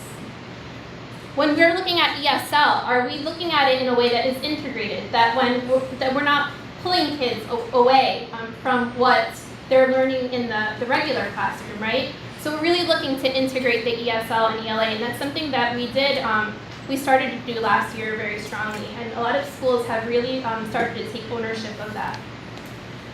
Within that sits our professional learning communities for emergent bilingual students, right? These include, and I'll talk a little bit more about it, but this include people beyond the ESL and bilingual teachers, right? This includes administrators, literacy coaches, joining the conversation, because if you're in a school with a bilingual program, you're there to serve all students, right? And so that's something that we planted the seed last year, and we're going to continue to. Then, what does culturally responsive teaching and learning look like in a school that serves all students, right? When we're talking about a school that's as diverse as Mount Vernon, what does culturally responsive teaching and leadership look like? So one of the ways that we started to do the access to core curriculum was using SIOP, which is a research-based instructional observation protocol, to lay a framework for our ESL and bilingual teachers when they're planning for their ESL or native language instruction, that they're planning through that lens, and that also administrators are using that common lens when they're observing teachers, and we've connected that to the teaching framework. Last year, and so there is some research out on there that SIOP is now progressively being looked at as TWIOP because they're just good instructional practices that can be used in English and in other languages. So that's the approach that we're taking. So last year we did train our administrators at the schools that have bilingual programs with a SIOP intensive. We had small group coaching cycles with the bilingual instructional specialists on my team, throwing these conversations at each school. And then the state of New Jersey developed hybrid. It's an online course for sheltered English instruction. And so we kind of took a creative approach to it and developed a hybrid course that we piloted in June at Hawkins Avenue Elementary School. So in June, 25 teachers and administrators, including the principal, participated in 2-hour sessions, 12 2-hour sessions, throughout the month of June, so it shows the dedication. And these were not all bilingual teachers. There was even a para who was interested in how do I serve a child who doesn't know English. And so at the end, they end up getting a certificate that comes from Stockton University. It's official, and it increases the amount of people and the knowledge that have the knowledge to actually serve our students. So I advocated with the state of New Jersey, and I was able to get 750 licenses that we're going to be able to use to train, hopefully 750 educators this school year through this hybrid course. So that means they'll receive an official sheltered English instruction certificate, and it expands, I think, their toolbox. Then in terms of native language instruction, so we have a long way to go in terms of that, but I'll talk to you a little bit about how we're improving. So there are 12 schools that tomorrow will be trained, so we have about 60 teachers signed up right now to be trained on a biliteracy curriculum. And this is a biliteracy curriculum that is going to be used in both dual language schools and transitional bilingual education schools. It's an English and Spanish curriculum that actually has everything in both languages equitably. It's something that the literacy curriculum, as it stands, does not have. And it also has the ESL component that complements it. So 12 schools will be piloting that this year. We also have been able to secure science and math materials in Spanish for all of our students who speak Spanish as a second language, as a first language. And we've also imported some libraries from Portugal. So our Portuguese programs in the East Ward, the teachers will be receiving books in Portuguese to be able to help their libraries. We do realize that this is not enough, right? But it is what right now we were able to secure for this year. In terms of ESL, again, we're continuing to grow the conversation so that ESL is aligned to literacy. And we're being very intentional about our choices for ESL. That our ESL choices really complement the core curriculum. Can you go back one? So it's hard to talk about bilingual education and not talk about the current state of our nation. And so because this is a reality. So we showed this deck not this deck, but this specific slide when Dr. Kate Mencken came last year to our bilingual educators and bilingual administrators. And as she read each of these statements, every single person in our room could not disagree with any of them. These are the realities that they're facing. And so this is very current research. I'll just read you off a few things, but there's an alarming level of fear and anxiety among children of color. Many students worry about being deported. This is a reality in our schools. We're talking about attendance issues. Some of them are not coming to school because this is the fear, right? So what are we doing in order to embrace our families and this is a sanctuary city, to have those conversations, to make sure that they feel safe in our schools and that they're being, the students are being embraced, right? How are our educators being used as language policymakers, right? So research does argue for the benefits of collaborative and distributed leadership.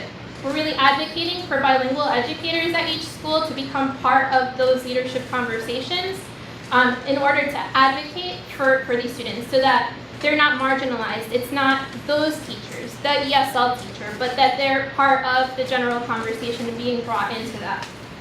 So that's part of our work with our emergent bilingual professional community. So you can see that I tweaked my term from English language learner to emergent bilingual because we're really trying to think about our students from an additive perspective, not a deficit perspective.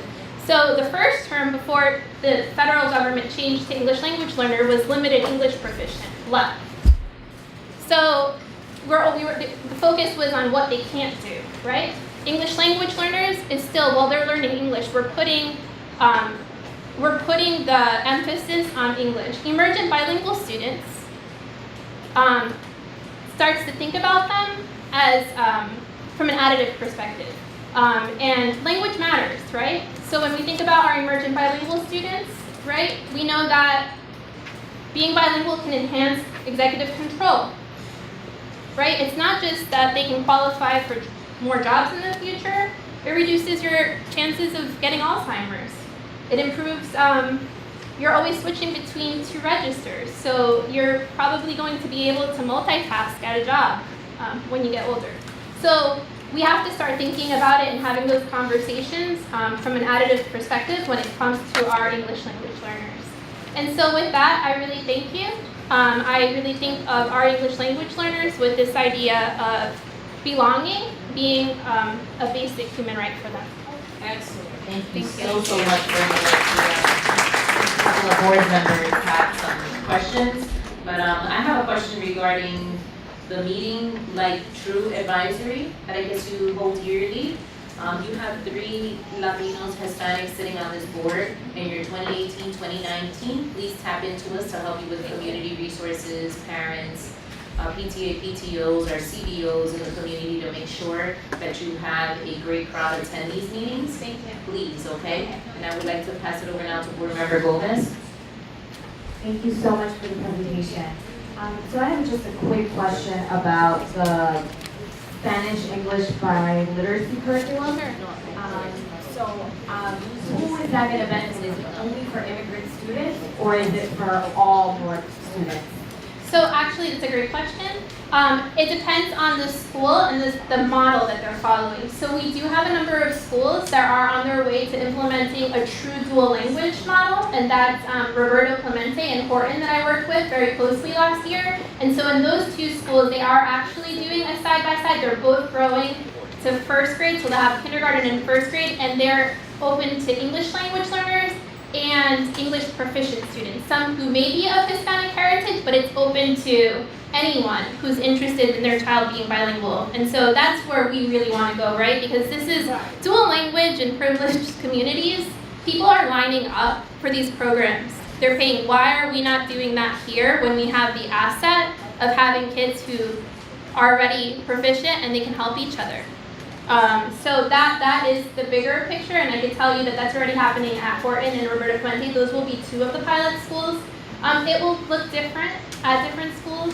So in a school that has a transitional bilingual program and they're using this as a resource, it will be English language learners, yeah. Thank you. Board Member Norton? I'm sorry, wait, Board Member Hill requested to speak first. Go ahead. So I just wanted to know what were the 12 schools that were going to be participating in the pilot program? Sure. Okay, so Abington, I'm going to try my best to tell you all of them. Abington, Horton, Wilson,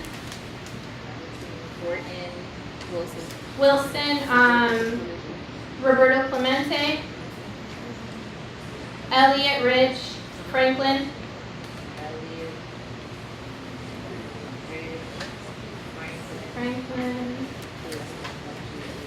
that's 7. I have my list there. I'm blanking at the moment, but I could definitely provide it to you. Okay. So if you could please just follow up with Nancy Deering so she can send out an email. Sure. Okay. Yeah. Vice Chair Haynes? No, that was it. I was asking the same question. Board Member Murray. Thank you again for your presentation. I have 2 questions. Earlier on in the presentation, you said there were 40, you added 40 additional positions. How many of those positions are filled/vacant? That I'll have to cross-reference with human resource and get back to you.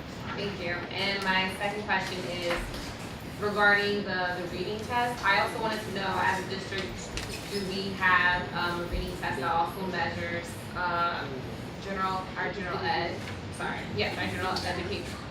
population? Can you rephrase your question? Yes, so we have a test that measures if our bilingual students are meeting benchmarks. So I apologize. So you mentioned how we have an assessment that measures if our bilingual students are reaching benchmarks. Do we also have a test that measures our general education reading progress? So any of the tests that I mentioned before, it's called the Access 2.0. So that is, it's a state requirement and a federal requirement that we every year test kids who are English language learners in order to measure how much English proficient, like how more English proficient they are each year. And that measures reading, writing, speaking, and listening. That is only for English language learners. So it's a mandate, and what we did was just kind of correlate it to ELA. It is kindergarten to 12, so I always think of it a little bit as like a luxury because we can capture that information in kindergarten. In terms of the four modalities, it gives a little bit more information than what we have with our general education non-bilingual students. Superintendent, can you elaborate on, can you answer my question? So, no, the latter part of the question is what Ms. Norton is referring to with regards to the different types of assessments. So, if a student is in the general education program, they actually are administered the GRA2, and that is the diagnostic that allows us to know where are they at their ability to read, and that results in important information on the teacher, whether it's from an observational survey, processes that they are utilizing to help the student. So they're administered that throughout the course of the year, and it informs instruction. And that's what general education students are administered. Thank you. Another board member? Board member Owens. Thank you. Good evening, everyone. I think it's the first time, or my second time, so good evening. Thank you for the presentation. I like how we call everybody director, so Director Garcia. So I don't actually have a question, just more of a statement. So I just wanted to say how I'm thoroughly impressed with your leadership of the Office of Bilingual Education. Yes.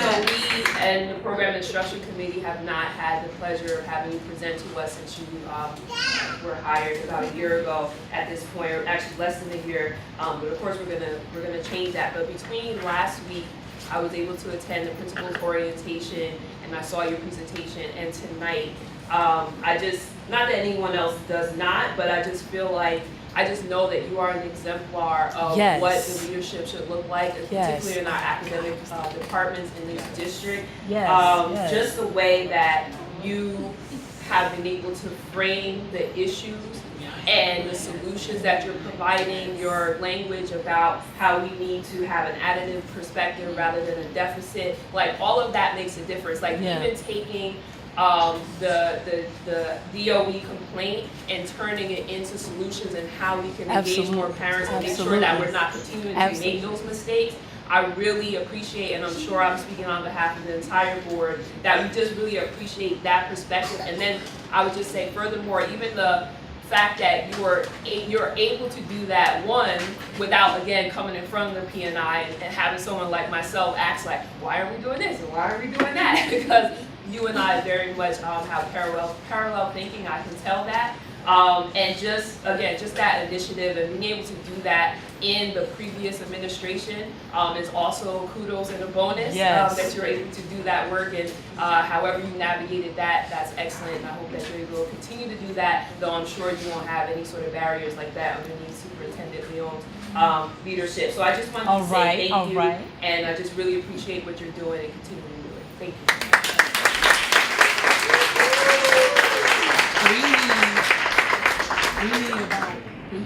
Special Education, Executive Director, Carolyn Granado.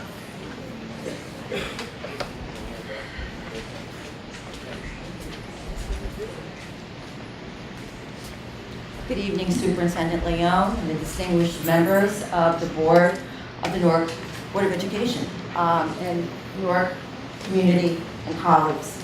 It's a pleasure to present to you this evening on the state of special education in Newark Public Schools.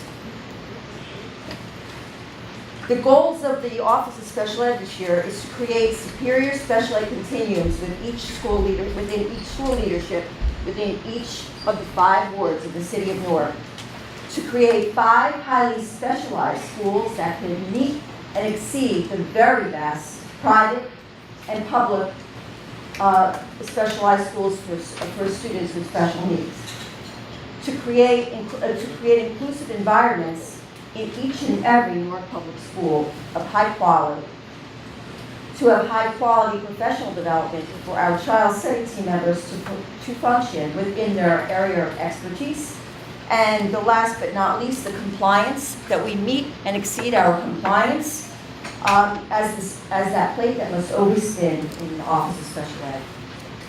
Number one, superior special ed continuums within each school leadership team.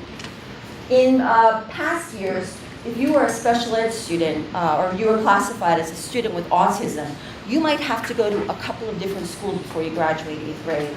You may have 1st and 2nd grade in one school, 3rd and 4th in another, and then you may finish on the other side of the city in another school. Today, we're creating continuums in each ward of the city of Newark so that our special ed students or students with special needs do not have to move from school to school, that they have that same pleasure and privilege of beginning a school in kindergarten or in preschool and ending in 8th grade with their friends in a community that they grew with. So, for instance, continuums will exist in the north, east, central, west, and south wards for autism. Behavior disabilities. Behavior disabilities, we're really proud to announce that we've teamed up with Effective School Solutions. The schools that will have students with behavioral disabilities will have 2 full-time mental health care professionals within their schools working with students in both special ed and in general education. Full-time, 5 days a week with a directive. Cognitively impaired continuums will be available in each of the wards. We will have K-8 continuums. We're partnering with PG Chambers, that is one of a private school in Cedar Knoll, correct? And they've been around since 1954. They're probably one of the very best schools for multiply disabled, medically fragile, and cognitively impaired students. So they will be providing special professional development and guidance and coaching in the schools with those continuums. Multiply disabled, and then multiply disabled and medically involved. We will also have learning disabled, mild and severe in all of the wards, and that is our area in which we're doing our inclusion work. Along with that, if you will, we have a few other, can you go back to? Okay, so yeah, so in the yellow, we have in the wards our current specialized schools, specialized programs. In the south, we have, at Carver, we have Bruce Street School, which is our school for the auditory impaired. It is our wish and it is our goal to expand that school as an auditory and visually impaired school, so that our students who are visually impaired and auditory impaired do not have to leave their city and get educated in another city in a specialized school that does not avail them to inclusive opportunities. When you leave the Newark Public School District and go into a specialized school, you're not availed those very important, rigorous opportunities of inclusive education. That's what makes Bruce Street so incredible. I believe it's the only school on the East Coast to have an auditorily impaired program within a regular school. John F. Kennedy, that is our highly special, pardon? On the matter of Bruce Street School for the Deaf, I did get an opportunity this morning to talk about what we're going to do there. So, I'll just give you a little heads up. About 3 years ago, what we did was look at the needs at Bruce Street School. Before I actually do this, one of the things that I've learned over time is that how things impact leaders in roles like superintendent, in the assistant superintendent positions, is whatever has impacted you in your life, that's how you have a tendency to respond, whether it's favorably or not. I'm trying not to lead that way, but my oldest sister is deaf. And while her husband isn't, his dad also went to school at Bruce Street School for the deaf, because his dad is deaf. Now obviously that occurred a long time ago. But something magical has been occurring at this school, and I wanted to figure it out. And then I wanted to say, how can we do better than what we're doing? Which is a scary thing if you think you're doing all right. So I wanted to see who had the best program for the deaf. My sister went to Katzenbach in Trenton in the 70s. So at least I knew of that school. Gallaudet University is in Washington, D.C. That is a college. It is a college that deaf students attend. Hearing students can also attend it because it's that good. We wouldn't want hearing people to go unserviced properly. So the students that attend that school had to go to high school somewhere. So there are, at Gallaudet University, there are model high school and model elementary school.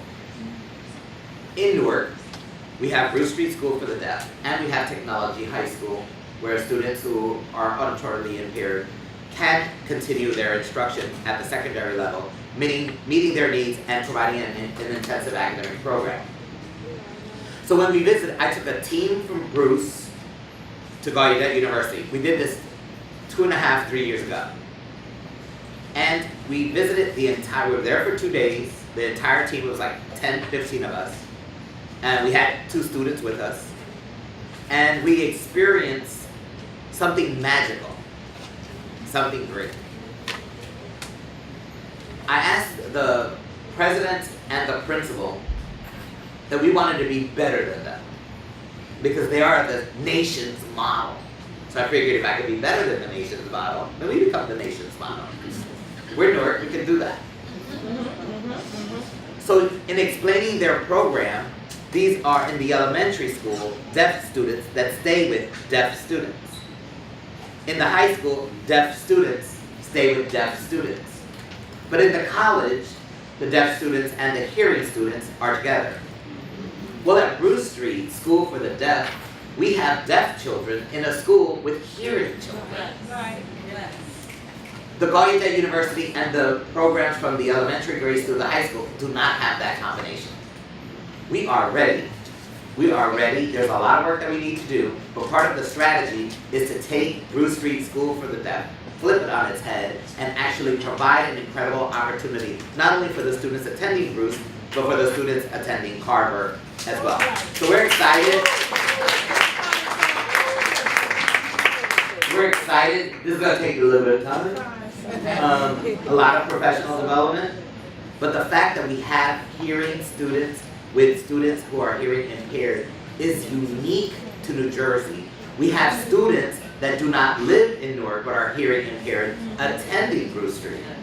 So we have students who think Bruce Street School for the Deaf who live outside of Newark is a great option for them. We will work hard at creating it as a model, and you will hear about it. No pun intended. Okay. Moving on, we have JFK. That is a school that has specialized programs for students in middle school to 21.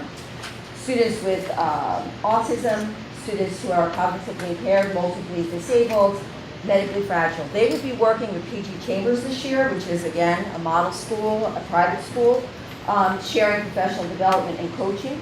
We'll be working also with Spectrum on a transitional program where we'll be putting our students in high school to work with job coaches, and they will be getting paid, so we're really excited about that. That will also occur at New Jersey Regional Day School, a school in Newark, one of the day schools that we share with the county. New Jersey Regional Day takes children, serves children from the age of 5 to 21 that have multiple disabilities, cognitively impaired, emotionally disabled, and on a more severe end. We teamed up with CLI, Children's Literacy Initiative, last year, providing them with incredible reading spaces and our teachers with incredible interventions in a literacy environment, and we are progressing with seeing our children reading, able to identify words, signs, sentences. It's a progress, a line of progress that we are moving towards. We will be also teaming up with CLI and PG Chambers at 14th Avenue. As you all know, 14th Avenue was once a general ed school with a high special ed population, but we had no specialized environment for our children from kindergarten to 5th grade. we had that we usually, if they didn't fit into the New Jersey Regional Day School, they were sent out of district to be served in an area far from their home, difficult for their parents to get to and to partner with, and not able to excel in their own academic environment. So we turned 14th Avenue into a kindergarten to 5th grade school that will flow into the New Jersey Regional, JFK rather, or New Jersey Regional Day. Again, teaming up with CLI this year, as well as PG Chambers for the best coaching and professional development. All right, quality inclusion programs. Mr. Leone spoke briefly about pathways. Prior to I think 2016, they created pathways of inclusiveness in schools without the proper professional development it takes to provide very strong and supportive, inclusive environments for students. So what we're doing is we're taking it really slow because it's very important work. We need to provide coaching and development for our general education teachers. We need them to understand the process and the interventions needed for including students. We need to create a culture of empathetic understanding. We need for students to empathize and assist other students. We know that children learn first and best from one another. So this is all within the plan of inclusion. We have a 5-year plan to develop general and special ed educators and research-based instructional practices to support inclusive education. We're only taking on 5 to 7 schools a year. And if we need to slow it down, we will, but we will do it correct. Reduction of achievement disparity between special ed and general ed. You saw the horrible data up there today, and we hope to turn that around. Address the mandates of LRE. Remember, we are under the auspice of a settlement agreement. We are one of the 75 districts named in a lawsuit against the New Jersey Department of Education regarding least restricted environment. We had, I believe, only 43% of our students inclusive 2 years ago. We are up to 49%.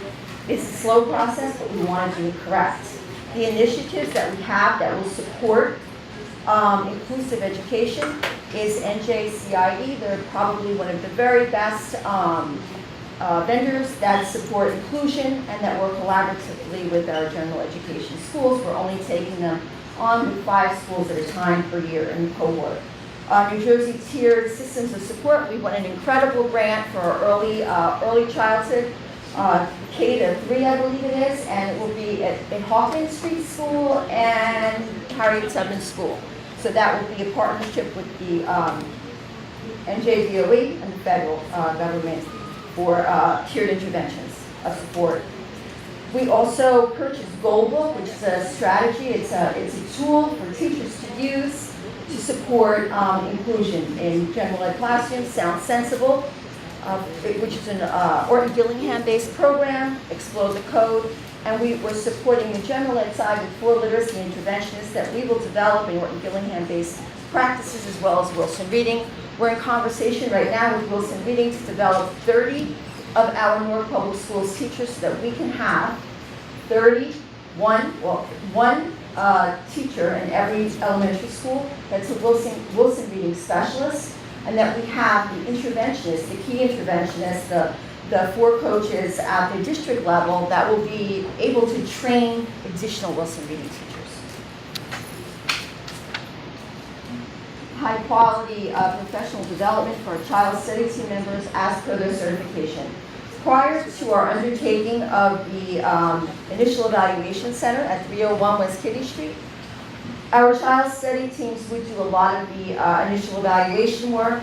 They were sort of the most expert, the most highly skilled specialists in the building that were plagued sort of with a lot of paperwork, a lot of scheduling, testing, sort of chasing after teachers and others for compliance issues. Right now, we have that initial evaluation hub that is taking that big burden of initial evaluations off of our child study teams so that we are able to better support them within their discipline. So for instance, learning disability teaching consultants, they will be developed in data analysis. They will understand what school-based programming looks like, what academic interventions are, what the various scores, what DRA2 looks like, what SRI scores are, what PARC scores, and they will be our dyslexia specialists. When we surveyed some of our LDTCs, they didn't even know what a PARC passing score was. They didn't know what an intervention was. We did not develop them. They are our learning disability teacher consultants. They should be in those classrooms assisting and developing other teachers. They should be looking at those annual evaluations every year and ensuring that if it didn't work for a child who was given a certain intervention, that we change that intervention, that they're part of a problem-solving meeting so that all of our children can succeed. Psychologists, these are important individuals who can assist with behavior plans, could help our teachers better identify what the triggers are for students, how to de-escalate certain situations. They are incredibly educated, highly paid, and and extremely expert in what they do. We're not utilizing them to their fullest potential. That is what we will be doing, and developing them with neurologists over at, I believe, University Hospital. Social workers should be engaged in best practices of counseling in so many areas, just not for our children with special ed, but to ensure that our classrooms are safe places, that they have a pulse, that they can take a pulse on what's going on in a school so they can be proactive with teachers, plan professional development with principals and school leaders, create stronger family relationships, workshops for our parents in various languages so that they understand how to better serve their students. Last but not least, compliance.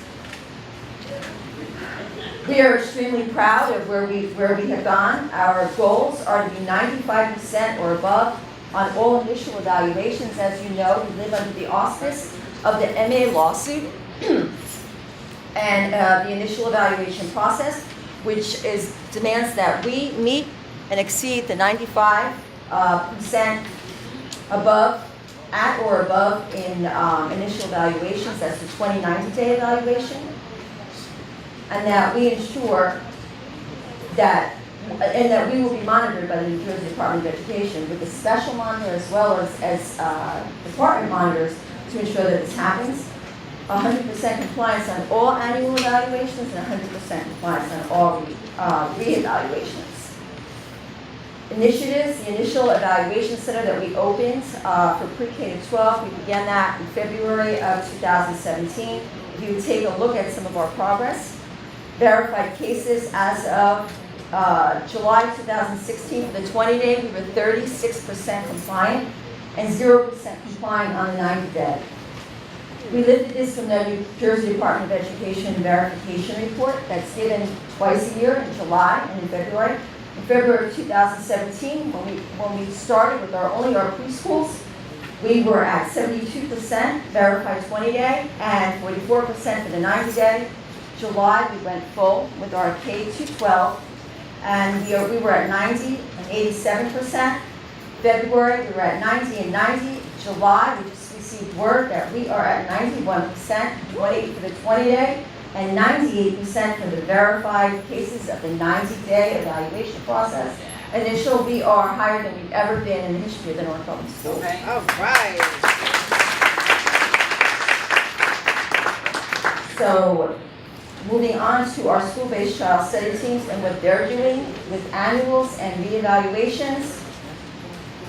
When we began to track this and to monitor this, it was October of 2016.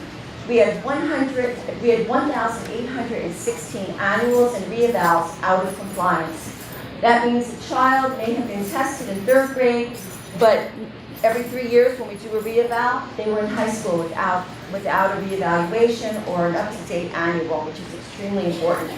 So that individual, that child may now be in 9th grade, but still receiving the same services that they did in 2nd grade, which is totally unacceptable.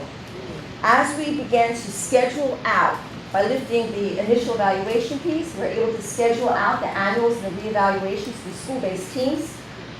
We began October 2017 with only 754. We ended the school year with 523 in May. I'm sorry, in May, and then again, 341 in June.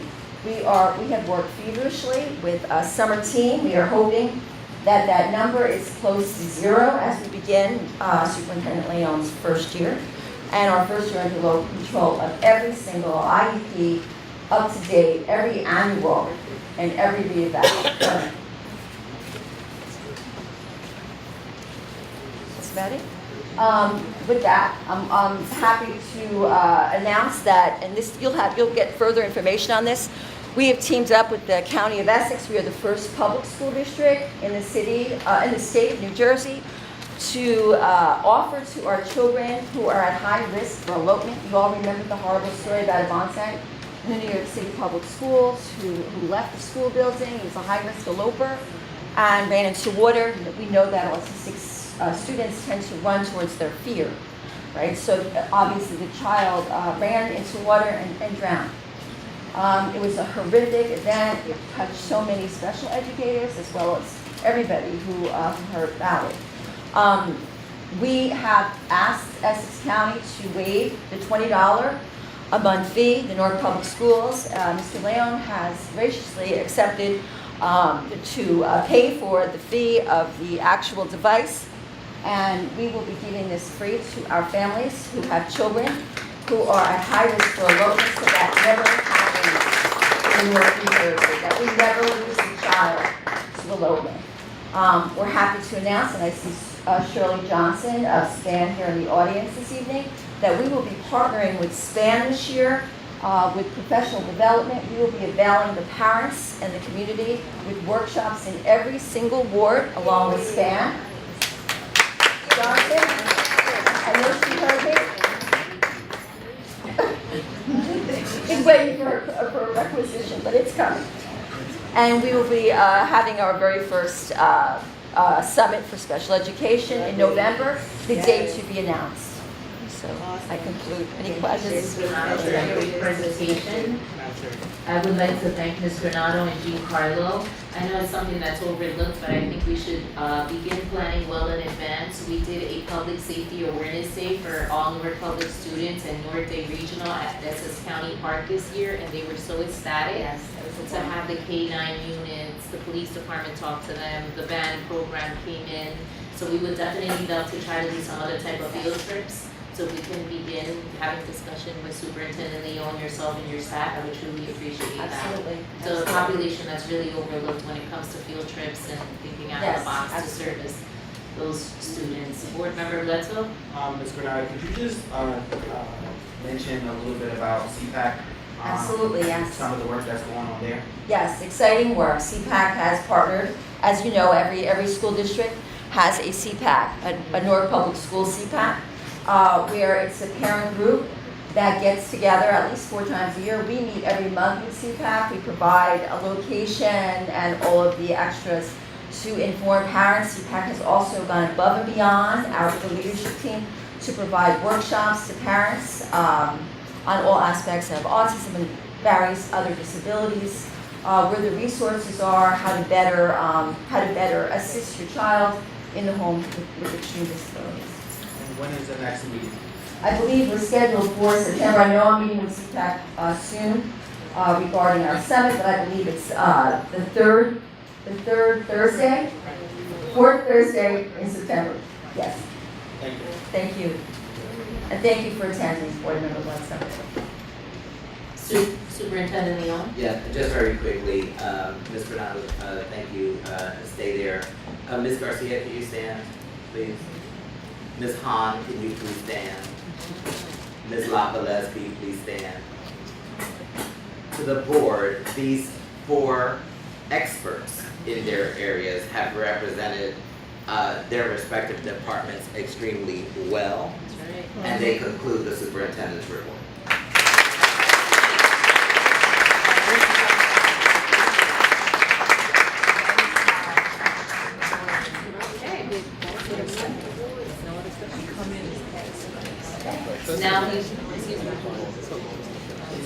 Now we move on to public participation.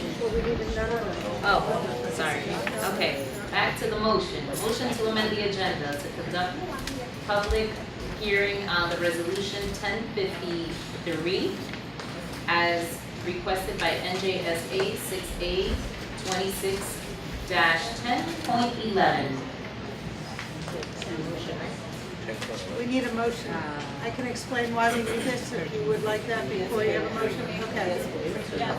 One of the items on the agenda is One of the items on the agenda is a resolution to authorize an extension of the lease of this building by the Board of Education. And in order to do that, the regulations of the Department of Education require a public hearing to be conducted before that resolution is adopted. And we thought we would include the public hearing as part of the public comment period. And that's why we're saying to put it on this portion of the agenda rather than later when that resolution is actually being considered by the Board of Education. So in order to move that to this portion of the agenda, we require a motion to amend the agenda, and then we will actually conduct that public hearing, which will consist of a short presentation by the school business administrator, and then an opportunity for public comment just on that resolution, which then will lead into the public comment period on other matters of public concern. This is item 1053, correct? That's Correct, 1053. So first It's an item that came up in your finance committee. Motion? Thank you. Second. Any discussion or any questions? Yes.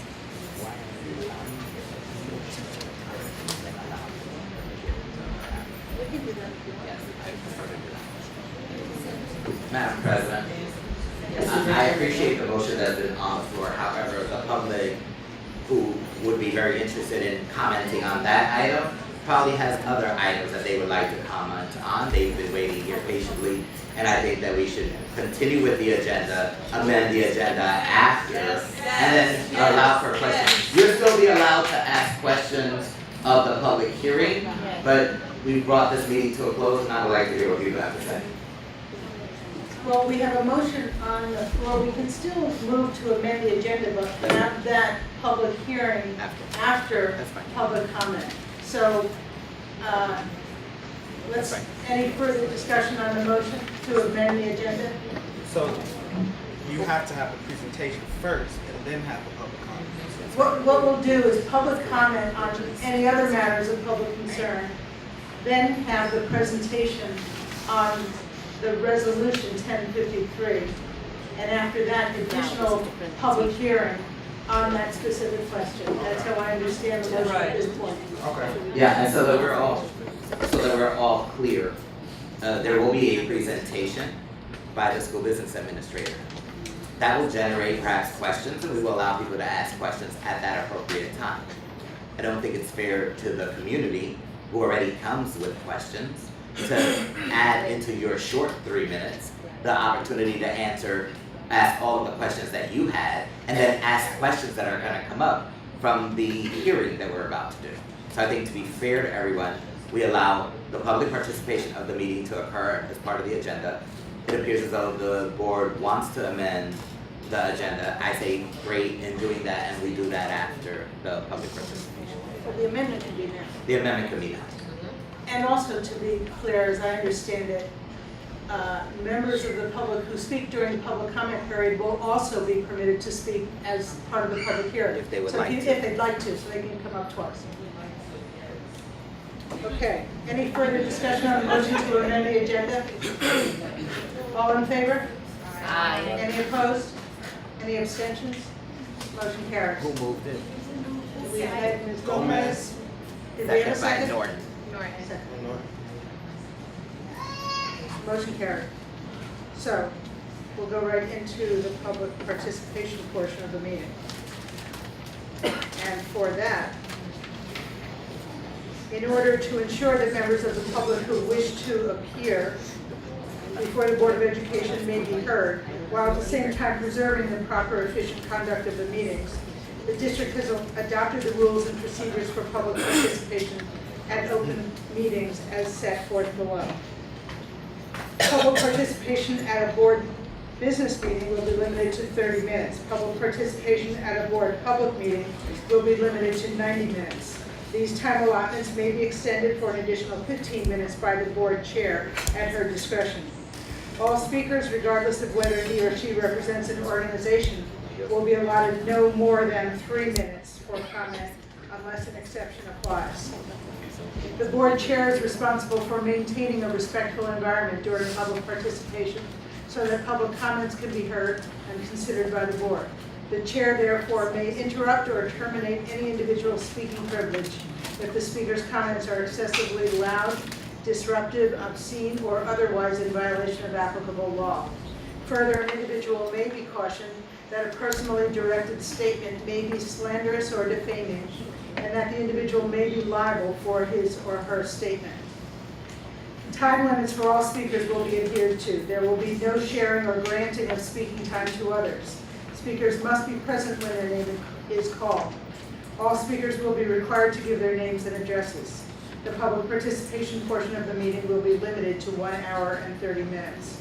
Examples of unacceptable behavior that will not be permitted include but are not limited to naming district employees and engaging in personal attacks, racial slurs, excessive loudness, calling out, yelling, generally disruptive behavior, attempting to disrupt the meeting, or inciting others to do so.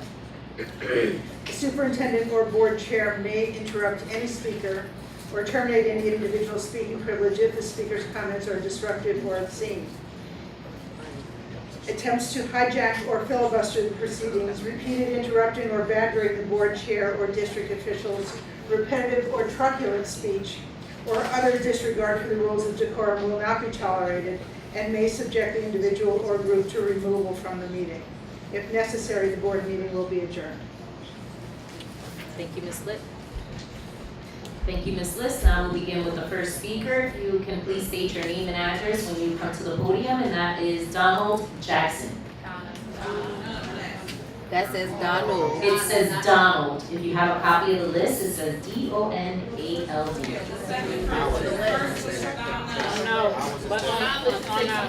have number 1 Donald Jackson. On the screen. It's different than what the paper says. We're going by the paper, not the screen. Next. Well, neither one of them is here. Next. Okay, not present. Is Donna Jackson present? Not present. Okay. Darren Martin? Please state your name and address for the record, Mr. Martin. Good evening all, Darren Martin, 107 Ivy Street, Newark. Let me get straight to it. A couple of weeks ago, I called the district to get a little information about Revolution Foods. Some parents had asked me about it, and I just wanted to find out which schools had Revolution Foods and how it was going at those schools. Was using that vendor Revolution Foods. For some reason, it became a big thing because I spoke to Ms. Barbosa, who told me to send an email. I sent the email, and all of a sudden I get an email from Sherelle Spriggs saying I should contact the attorneys. Now, all I was getting access for was a little information. Now, if that's like a federal case, I don't know why that was such a federal case. I was just trying to ask how many schools in Newark and which schools was using Revolution Foods. So I just want to know what the protocol is when you get a chance. Roger, if you can answer that question for me. Next, I did speak to her a few days after getting that email from the contact, the legal department, which I don't know why, and she said she would send it to me, and I'm still waiting for it. I don't know why that was such a big thing. I understand the principal at Belmont Runyon School, one of the school's posts on Parents Unified for Local School Education has been working on diligently, has been replaced. Actually, the principal's been replaced there the last couple of years, and she's only been there 1 year, so just wanted to get some input on that. I know the scores were low. That's one of the schools where the scores was low, Roger, I get it. Just wanted to know where that's going. Want to know the status on the principal at Hawthorne Avenue School. I understand there's some things going on there. Now, finally, Roger, and I'm happy, as I told you, that you're in this position. I think you waited a long time to get there. I think you should have been there a long time ago. But I can't help to talk about you were on a radio show about a month ago, and you were defending the one in Newark Moment Center.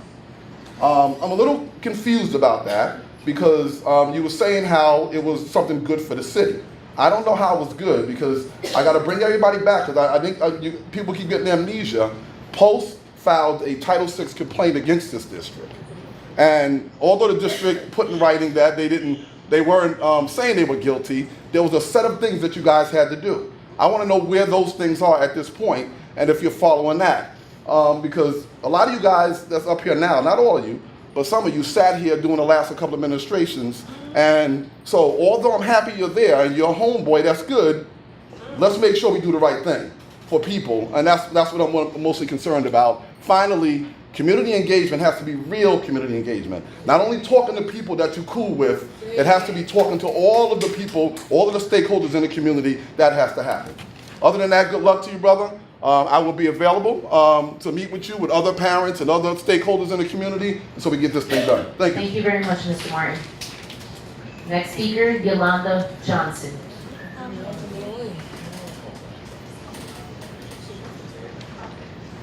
Please state your name and address for the record.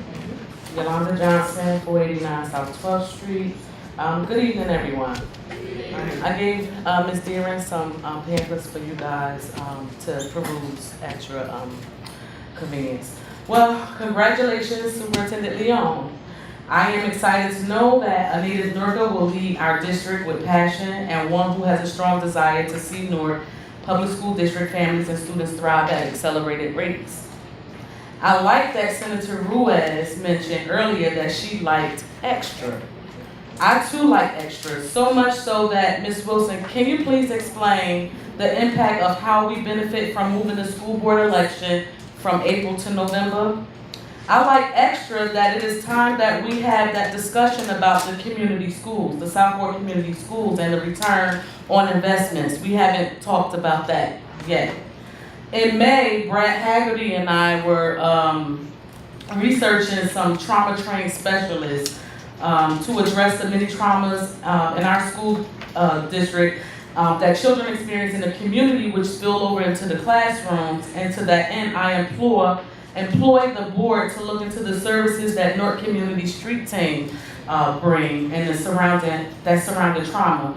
Lastly, absenteeism has plagued our district for the past few years. If I can just suggest looking into that also with Newark Community Street Team, as they have the trauma and home visits program in order that we increase student academic achievement. And Superintendent Leon, it is my hope as an engaged, active parent that the vision we have for Newark Public School includes the parents and the communities, the parents and the community members at the center of the discussions and the decision making, and one that's conducive to the schedules that we have.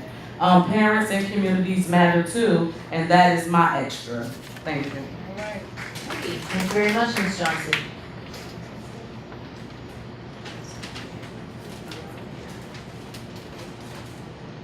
Next speaker, Thomas E. Young.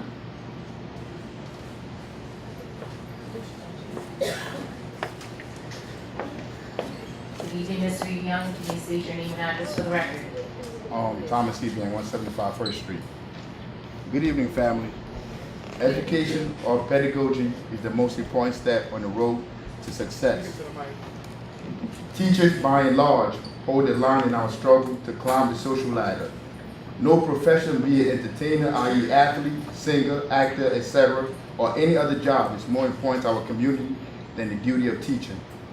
Our children are our most valuable commodity.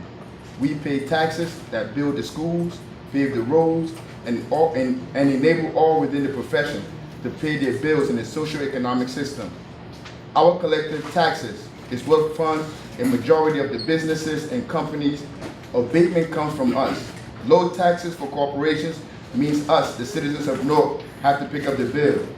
Like many in our community, I've seen my blood or that of my family members spilled on these streets. My cousin Teezy shot dead me shot in both legs, stabbed a few times. Our families used as fuel for the prison industrial complex.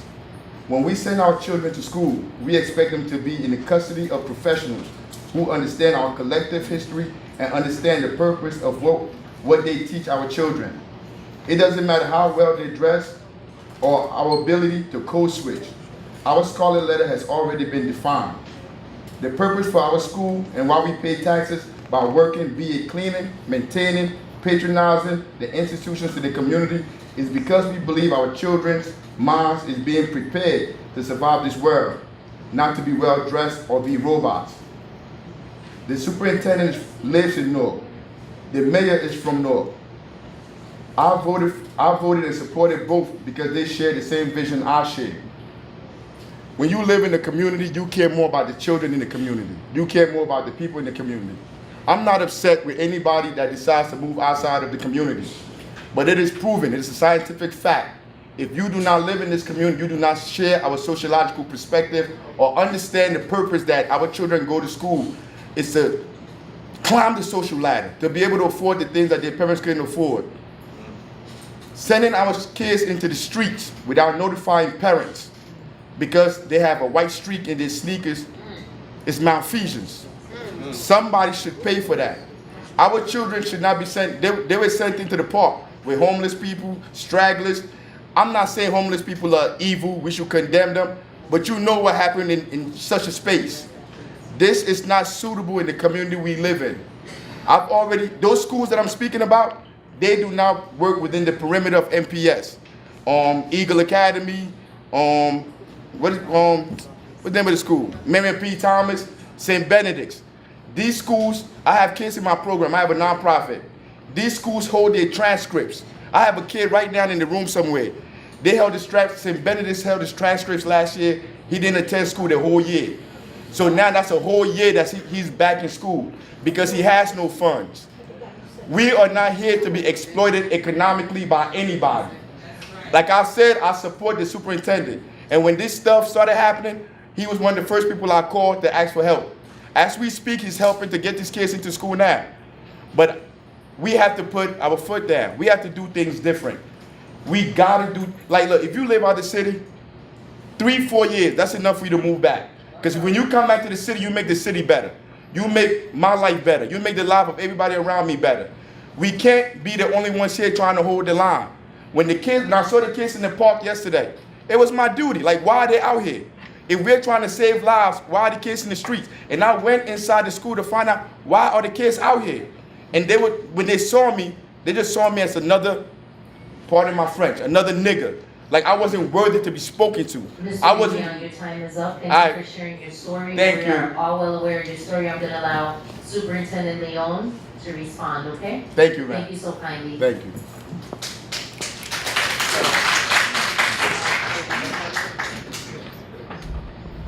There are comments that I will make always, well not always, comments that I will make always if I make them at the end, but I wanted to make this comment here. Sometimes when all of the speakers speak and then the message occurs after, especially something dramatic like you're saying, I don't want anyone to misunderstand it. So this message isn't to you. This message is to you. If you're a student who is not in school, regardless of the reason, I don't care how old you are, if you're a parent of a child in this school district, in this city, who for whatever reasons your child has lost their way, you are to come to me at 765 Broad Street here in Newark. We will make sure that your child is in school. We will make sure that it's a school worthy of having your child attended.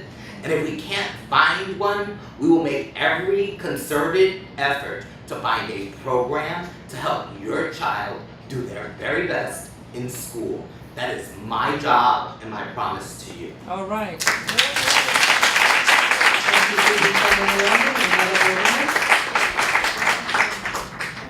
Next speaker, Lucius Jones.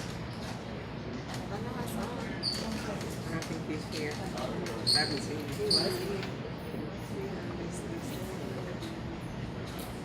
Not present.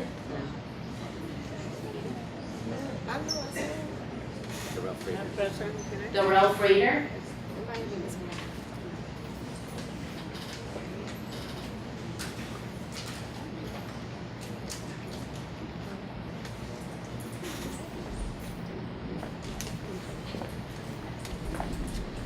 Mr. Frater, please state your name and address for the record. Thank you. Daryl Frater, 493 Madison Gardens. Can you speak to the microphone, please?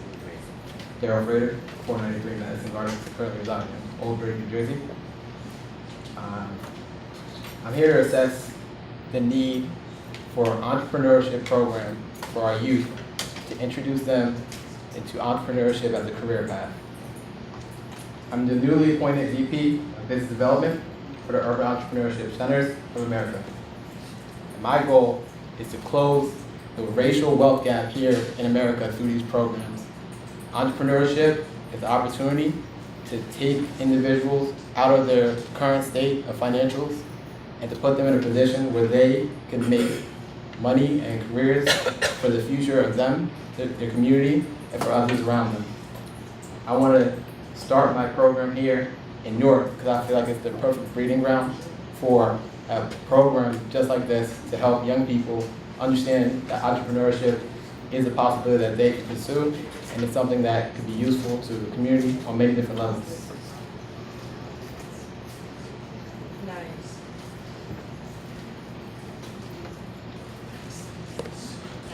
Yep. Okay, thank you very much for your comments, Mr. Frater. Thank you. Mr. Frater, if you can go back to Ms. Nancy Deering, you may raise your hand and leave your information with Ms. Deering. Thank you very much. Sorry. Hi.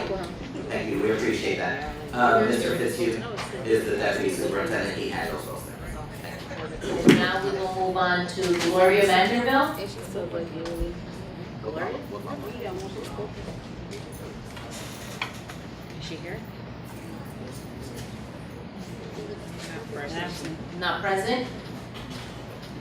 Alexandra Lorenzo.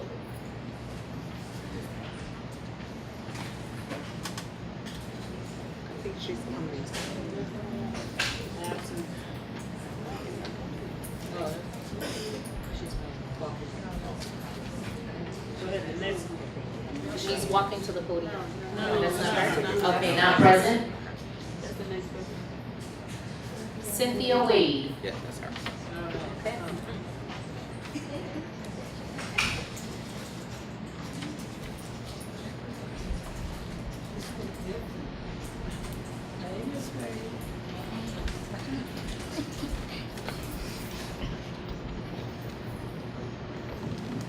Ms. Wade, if you may state your name and address for the record. Thank you so kindly. Okay, Cynthia Wade, 39 Harrison Avenue, Montclair, New Jersey. Thank you. Good day, members of the New Jersey, Newark Public School Board. Thank you for giving me an opportunity to speak on the personnel action you proposed. My understanding from the August 21st board business meeting is teachers who have received partially effective annual evaluations 2 consecutive years will be denied an increment.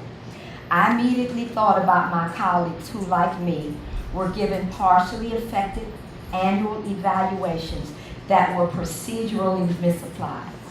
The last annual I had that followed the guidelines was in school year 2014-15, and it was effective. When I changed location school year 2015-16, I received no annual evaluation.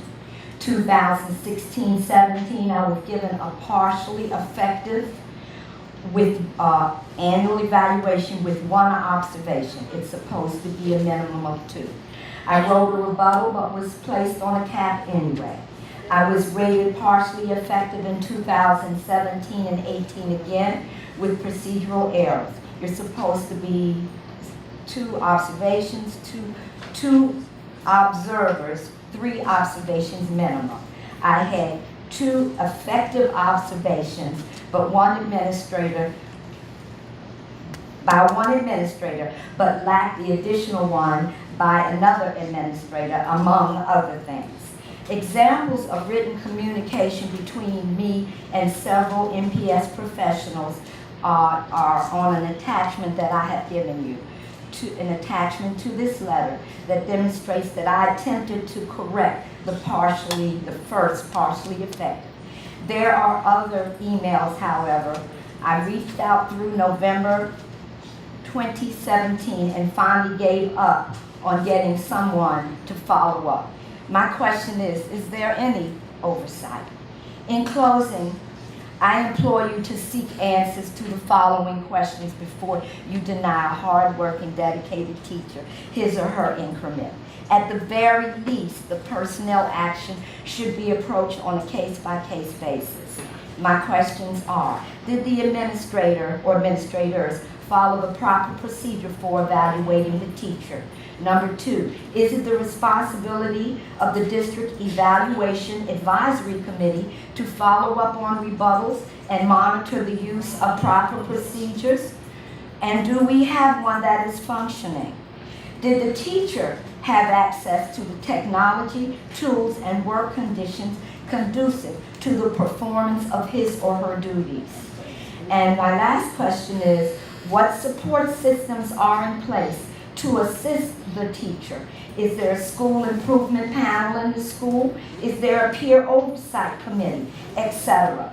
I wanted to get you all copies of this in advance. I wasn't able to. Each of you have a folder with this letter and some examples of my efforts to try to get someone to address this issue. And one last comment is I wrote one other letter that I wasn't able to reproduce to Joanne Watson, who is working in the human resource area. So thank you very much. Thank you very much, Ms. Wade. Board members, that information was left with Nancy Deering, which she will share with us electronically. We can move on to the next speaker, Nafisa Jenkins.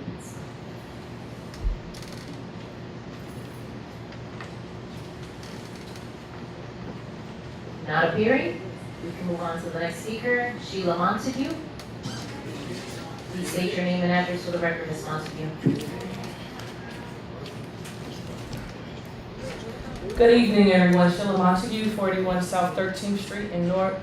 I'm really happy today, happier than I've been in a long time, about the changes that I'm hearing, just about the content of knowledge that I possess and the people that I see getting up that are clearly expert in their fields. I believe in excellence, and I really like what I'm seeing. I don't have any critiques at all, but I do have several considerations that I'd like to share with the board. First, I don't know if anyone has talked about it, but in terms of peer mediation, I find that to be something that's very beneficial in terms of behavioral challenges within the schools. When you take some of the most behavioral challenged students and give them that role of leadership in terms of solving issues amongst themselves. Again, a lot of times bullying is actually leadership turned inside out. So hopefully someone will consider that consideration to implement that unilaterally amongst the district, since we do have those issues.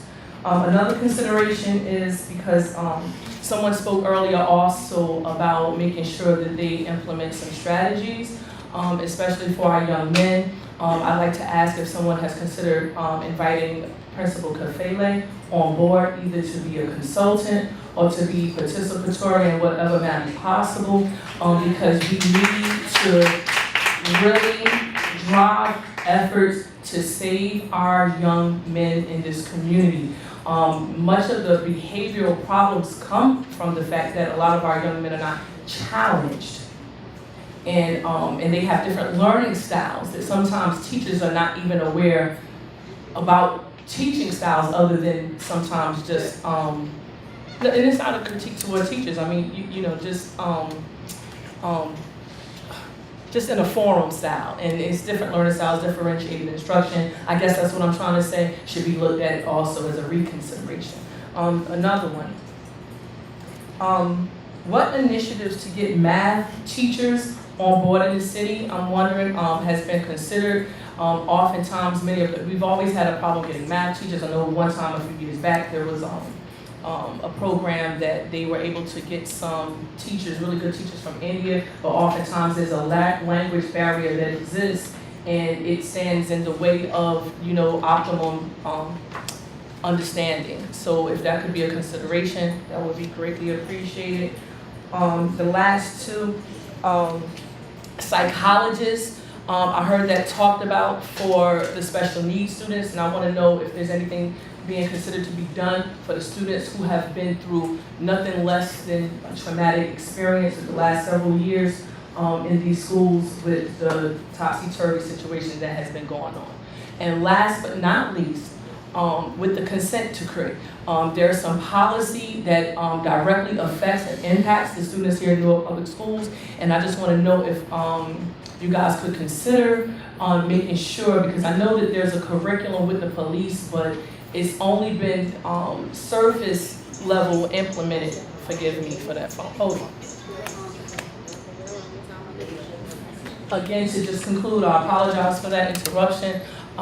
Just again with the consent decree, I know that there's a piece of the curriculum that's implemented only in the East Ward, and I'm just concerned to see if we could come together to make sure that it's implemented, especially in the South and West Wards, where we have a high concentration of crime, so that we can begin the process immediately with doing more and increasing our efforts to saving our young men in the community. Thank you very much, Ms. Montague. Our next speaker, Malaysia Williams.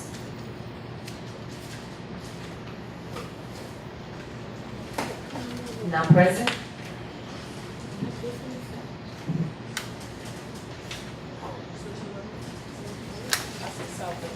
Our next speaker, Angeline Montalban.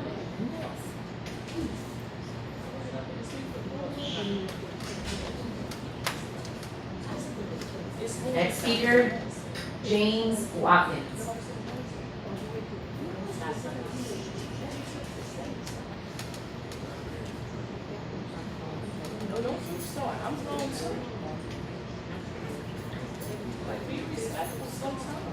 Next speaker, George Lawton.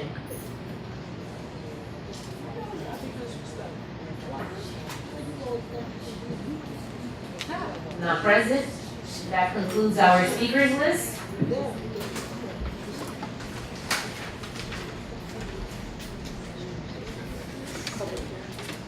And now the public hearing on item 10.53. Turn it over to Ms. Val Wilson for the presentation.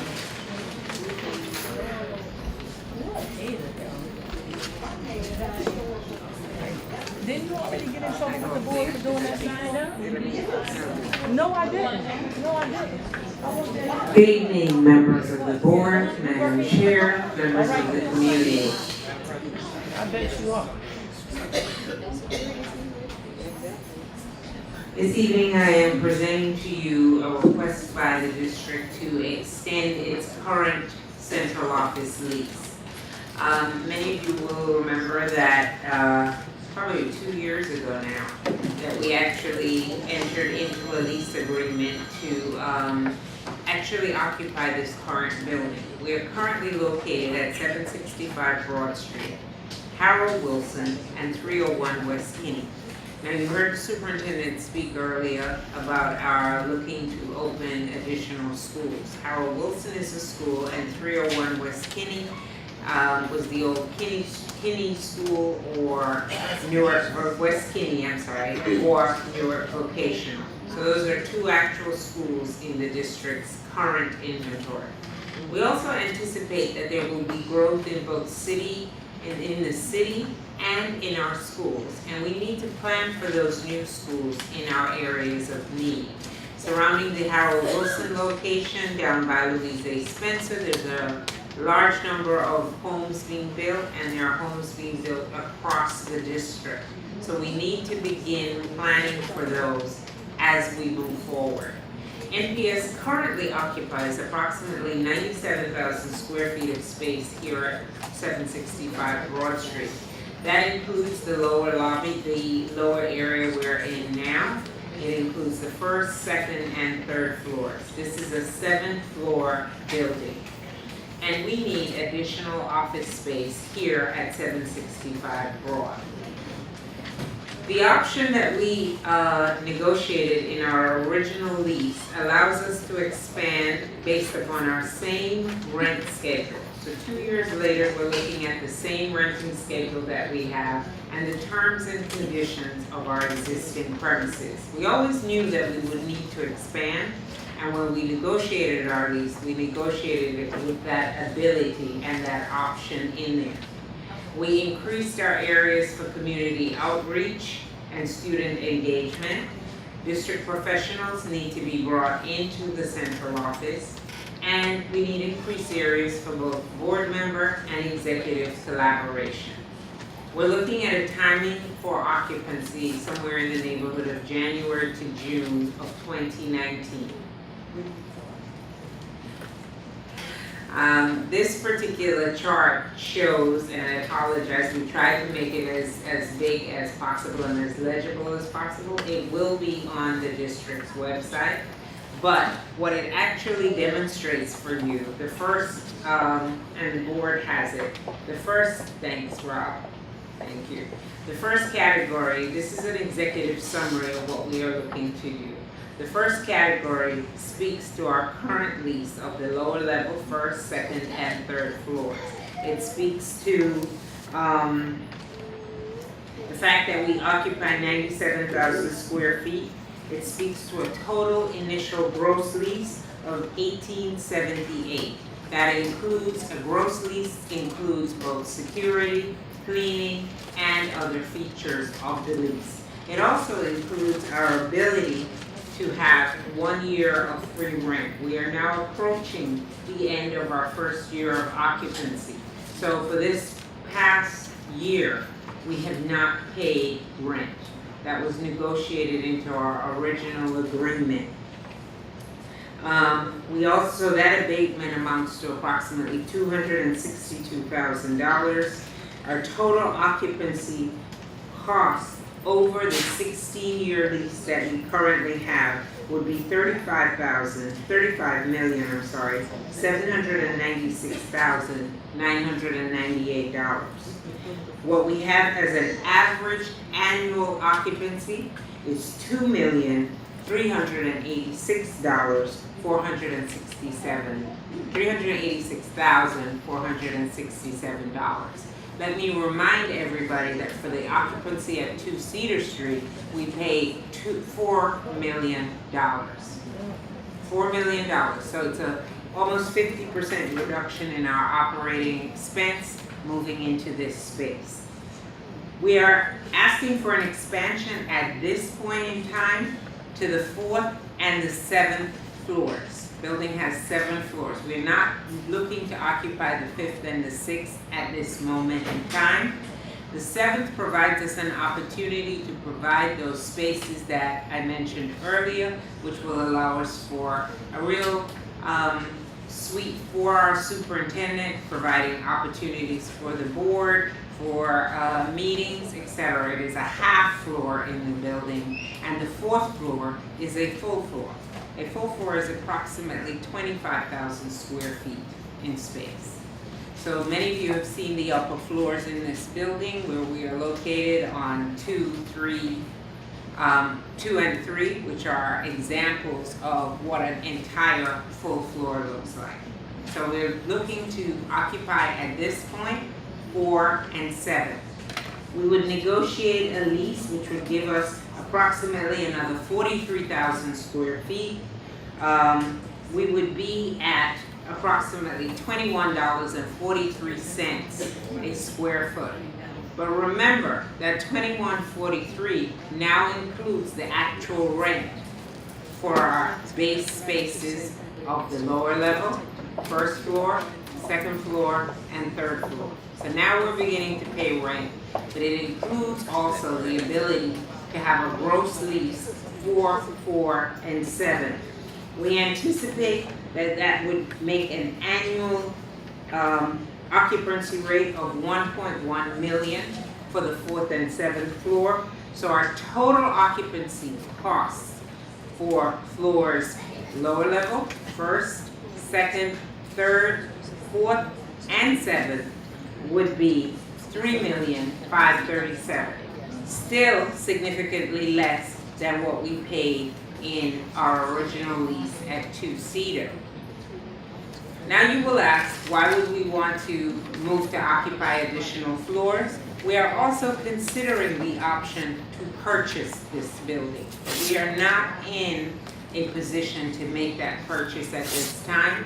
So a negotiation with the landlord would result in our being able to exercise an option to purchase this building at a later point in our lease. Let me remind you that in our original base lease, we have the option to actually exercise the ability to purchase in our 12th year of occupancy of our 16th year lease, right? In order to purchase, we're talking about bonding, we're talking about looking for monies associated with being able to fund that purchase. It's not money that's going to come out of your budget, okay? So we need to expand the space. We're looking to do that. We anticipate that we will be successful in these negotiations, and I should inform you that the landlord in our original lease allowed us the option to exercise the first right on contiguous floors or floors that are together.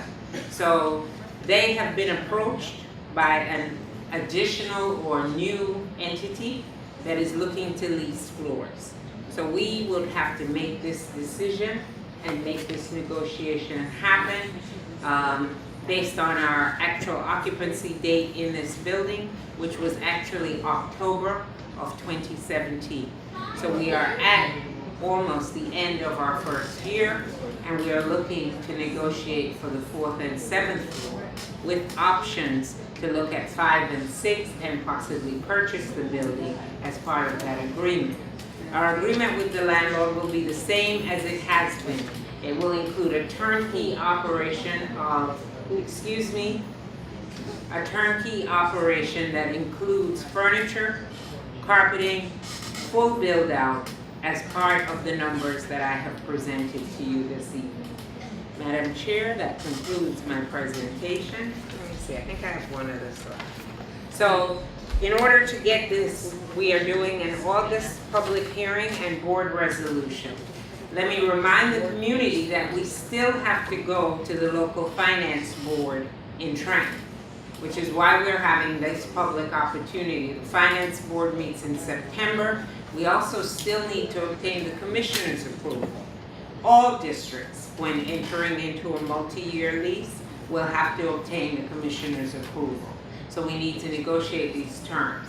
In October, we'll meet with the local finance board and actually execute a lease agreement. Let me be clear to everybody. We do not have a lease agreement. I'm not coming to the board and saying we have an agreement, here we are. I'm asking you for the ability to negotiate that agreement, to move forward, and then come back to the board with a final document that indicates the terms, duration, and costs associated with the lease. We anticipate commencing build-out in November with an occupancy of July 2019. Superintendent Leon has informed me that his intention is for us to begin to look at Harold Wilson as a school for the 1920 school year. That's next fiscal year. Ladies and gentlemen, we have to budget for that, we have to work towards that, and we have to do the work necessary to make the school habitable. It has not been a school for a number of years, and we need to move the staff out of there. We've got approximately 65 staff members there, along with the facility shops and warehouse. That, Chairwoman, concludes my presentation. Thank you very much, our great DA, Val Wilson. Now, any board members have any questions? Yes, ma'am. Vice Chair Haynes. Thank you, Ms. Wilson, for that presentation. 2 questions. Do we have any other options? And if we are considering here, can you add in a clause for us to have validating parking for our visitors? Because that seems to be one of the biggest issues with this area. For staff. You could do it. You negotiate. Let me start with the first one. Options are not available to us because if we don't rent a space here, we're going to either rent it someplace else or we're going to occupy schools. So if we're going to start using our schools as schools, we have to have space for employees. We have the employees already. Number two, in terms of parking, I have negotiated with the landlord. He had all intentions of actually purchasing a parking lot and had two opportunities to do so. One located at the end of Bank Street on Halsey and actually 1180 Raymond, both of which have fallen through. So we are still looking to acquire parking. Parking will never be free for anybody in this area. We do offer and have been offering subsidized parking for employees for several years. We've negotiated multi-year contracts. As a matter of fact, there's a parking contract on this month's agenda for us to be able to address parking for our employees and keep it at a competitive rate. We're paying somewhere in the neighborhood of $145 a month, when the going rate in this area is $235 a month. So we are negotiating, we've negotiated both daily and monthly parking. I will take under consideration the request for validated parking for our visitors. We do know that we are funded by public dollars. Any other board members? Board Member Bledsoe? Ms. Wilson, just in terms of the term of the agreement, are we expanding the term for an additional year, 2 years, 3 years, on top of the 15? No. I'm sorry. No, Mr. Bledsoe, we would be looking at another 15-year lease. They would overlap. And that's why we would want an option to actually purchase at some point down the road. Because it makes sense for us to purchase our own building. So at what point during the 15-year term will we get the option to purchase? I am still negotiating, but I would look for that somewhere between year 5 and 8, which gives us time to plan out. And I would also want the expenses that without giving away all my negotiations in public, the expenses that we incur right now to be incorporated in some way into that purchase. No other board members? So now we're going to move on to the members of the public. If you have any questions, please come to the podium. Please state your name and address for the record, and please stay on the topic, which is item 1053. Good evening, Denise Crawford, 102 Prince Street North. It sounds real great. I'm all for it. My only thing is Howard Wilson, because with my memory, the reason why the kids wasn't in Howard Wilson because it was a school without windows. I just like to know, how is that going to play with opening it up, for kids? But as far as, moving on and into this location, I think everything that Ms. Wilson said, it sounds like it's on target. We need to move on because we stayed over there at 2 Cedar Street way too long, and we kept bringing this up, and so I think that Mr. Leon, you and your staff, you're doing it. Thank you. 5.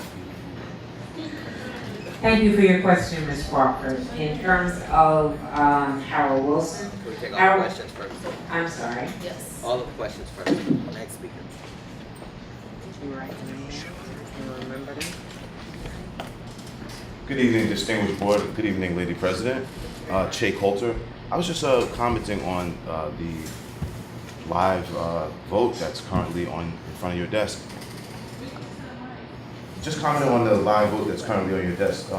You need to really exercise fiscal restraint with this and really discuss this as a board. If it needs Commissioner of Education approval, a light should go off immediately that we need dollars going into the classroom. So if it's gonna cost $25 more, even if it's over 3 years, whoever the governor is or the Commissioner of Education, we need to be fiscally responsible on what's going to benefit dollars coming into Newark kids having equity. Historical district school I'm talking about, I'm not talking about charter school. So the budget that you govern over requires you to be bound by fiscal principles to get money into Shabazz, Weekway, West Side, East Side, those schools. Don't spend another quarter on another building, and if it involves anything of floating a bond from the city side, we need to really pause and consider over time and really look at this. And I'm telling you, as the chairman of the co-chair of the Essex County Young Republicans, I'm willing to work with the young Democrats that are on this board. It's a Democrat majority, but the fiscal irresponsibility must come to a halt today. You have a new counselor in your private meetings with them, please explain with them the situations and scenarios we can get into once we begin to take on costs that we just can't afford years out, whoever the landlord is. I'm sorry to speak with such emotion and passion, but I want this board to take on more of the ideology of Ms. Owens, Ms. Gaddy, you know, those of you that have that moral courage at times to speak about what's going on in that classroom. So if it costs a quarter more, please pause and consider and discuss it in retreat and maybe come back in 2019. And if the landlord has an issue, they can email the parents or email me. There's some board members that know how to get in touch with me. Thank you, Lady President. Okay, thank you. Thank you very much, Mr. Coulter. Any other Please pause speakers and on this consider. topic? All right.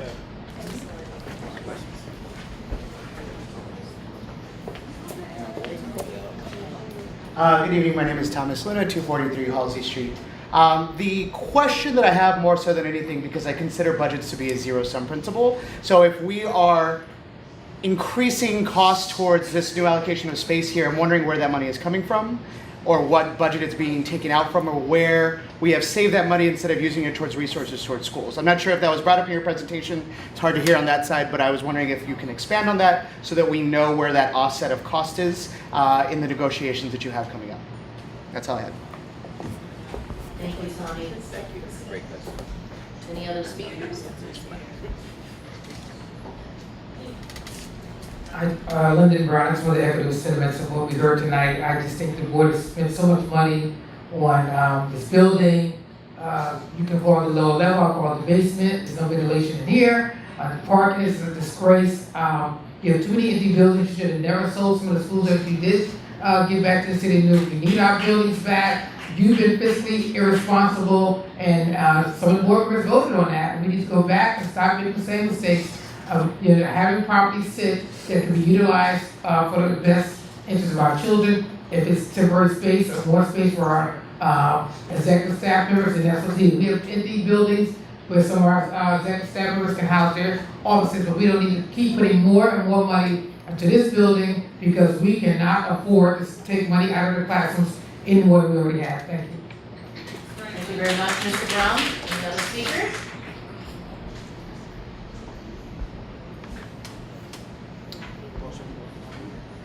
Motion to close the public hearing, please. Motion. Second. Who was it? Motion. Bledsoe Mr. and Bledsoe. Jill. Thank you, guys. Any discussion on the motion to close discussion? Ms. Wilson. Ms. Wilson. I've heard the questions, so let me try to, I think I wrote them all down, right? Harold Wilson is a building that was built in the 1960s. At that time, school construction, if you look at our buildings, look at when they were built and group them together, you will see similarities in construction. We have E. Alma Flag functioning and has always functioned at a school. Both of those were built at the same time. Harold Wilson is in fact air conditioned. So it makes it a place that, while not ideal in terms of construction, but in the 60s and that period of time, that was the school construction that they did. I worked in a building in New York years ago, IS 229 by Roberta Clemente State Park, one of my first places that I worked. That also was one of those buildings built without windows, but built with air conditioning. So Flag still functions and continues to function quite well. We would want Harold Wilson to do the same. As a matter of fact, we've done a repair on the HVAC system there to the tune of probably almost $600,000. That will make it functional. Being fiscally responsible. Our district is would you let me? Okay. Our district is currently in appropriate financial condition, right? We have a 2% fund balance, which we are required by law, which is $17.1 million. This year, if you remember in the budget, we allocated almost $26 million in fund balance to offset any layoffs or cuts in the budget. In the last 2 years, schools have received somewhere in the neighborhood of $14 additional million to the classroom. So fiscal responsibility, I'm sure you will understand the passion in my voice when we talk about that, right? So I've also said that nobody's coming to help us. We have buildings that average somewhere in the neighborhood of 92 years old. They are crumbling around us as we speak. Last year, Lafayette lost 4 classrooms. The middle of June, we had to move in excess of 300 8th graders, displace them from their school, fix those ceilings. Ladies and gentlemen, let me tell you, those ceilings cost $2.1 million to fix. Nobody, that was not in the budget. Nobody is coming to help us. If we continue to wait, these buildings will do nothing but continue to deteriorate. Nobody's building us any new schools. So in order to pay for new schools, we are going to have to incur some kind of debt. It's not going to come out of the regular budget. Yes, we have a $1 billion budget and everybody says, let's act like we do. Well, I've been acting like we do for the last several years. Okay? So, let us be very clear. We need to do something. It needs to be now, and it needs to be consistent and well thought out and planned. It doesn't need to be a plan that comes up by the seat of our pants. And planning requires a long-term strategy. So I expect us to have a capital plan that will take us into wherever we need to go and will outlast my tenure with this district. That is my goal for us to have. That allows us to fix our buildings, because they're what we have and that's what we're going to live with until we either decide to pay some money to build some new ones, because nobody's paying for it for you. I don't see a new SDA. They've spent all the money they have. $30.5 million as a capital bond, which we have from the city, is not going to do a whole lot. It is a drop in the bucket. If you don't bond, you're going to have to take it out of the operating budget. And that is what we have been doing for the last several years. So fiscally responsible, I think I've answered that question. Yes, you did.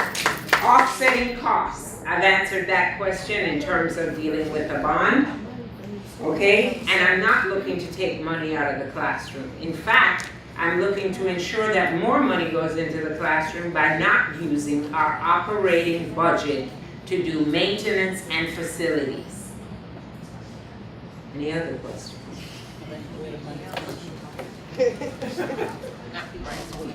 Thank you very much, Ms. Wilson. The money for the rent, I forgot. Ms. Gaddy's I'm sorry, Chairperson. Where's the rent coming from? It's gonna come out of the operating budget. That's where you pay rent from. Any other questions for Member Gaddy? That's why we have the best EA in the state. We really do. I agree. Alrighty, so, motion? Motion to close this? Okay. Alright, now we're gonna move to item.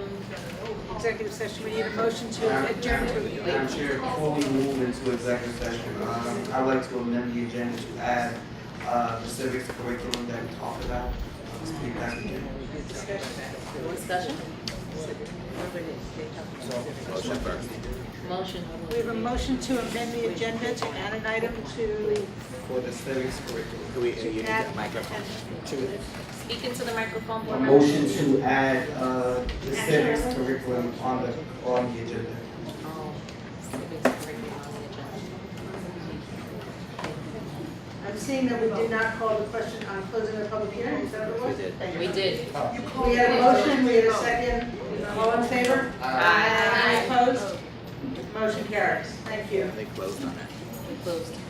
They closed twice. Should we reopen? Motion to amend the agenda to add an item on the civics curriculum by Mr. Bledsoe, right? Yes. Second? Second. Ms. Gomez? Any discussion on the motion to amend the agenda? I'm sorry, just quick discussion, just because we don't have, a resolution,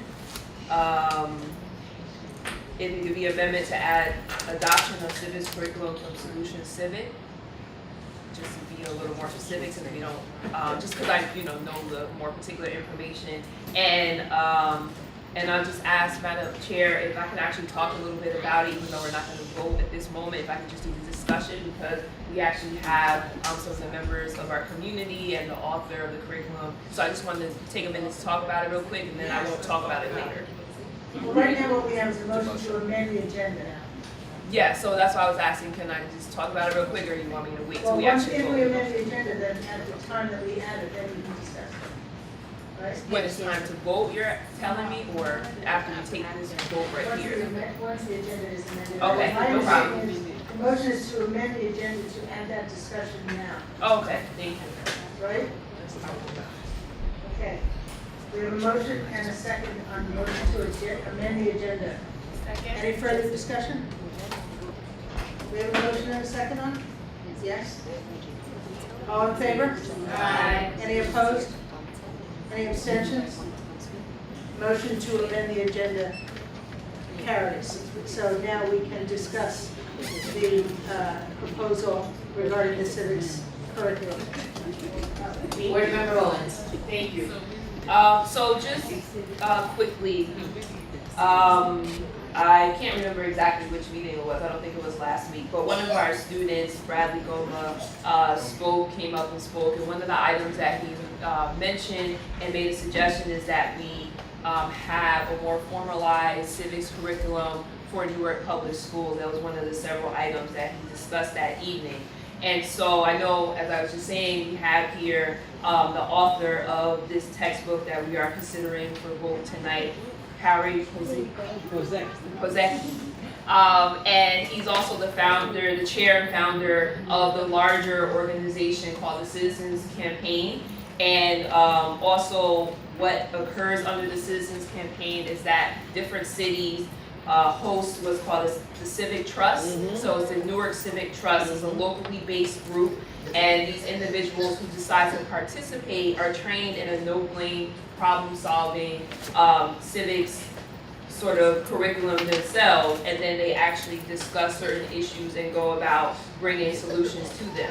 So the curriculum that comes out of Solution Civic has actually been piloted in our districts already in several of the high schools, and they were actually, the organization was actually able to get some feedback from at least one of the teachers who piloted the program. And what it is not a complete credit full year course. It's actually a 10-hour course that gets embedded in US history too.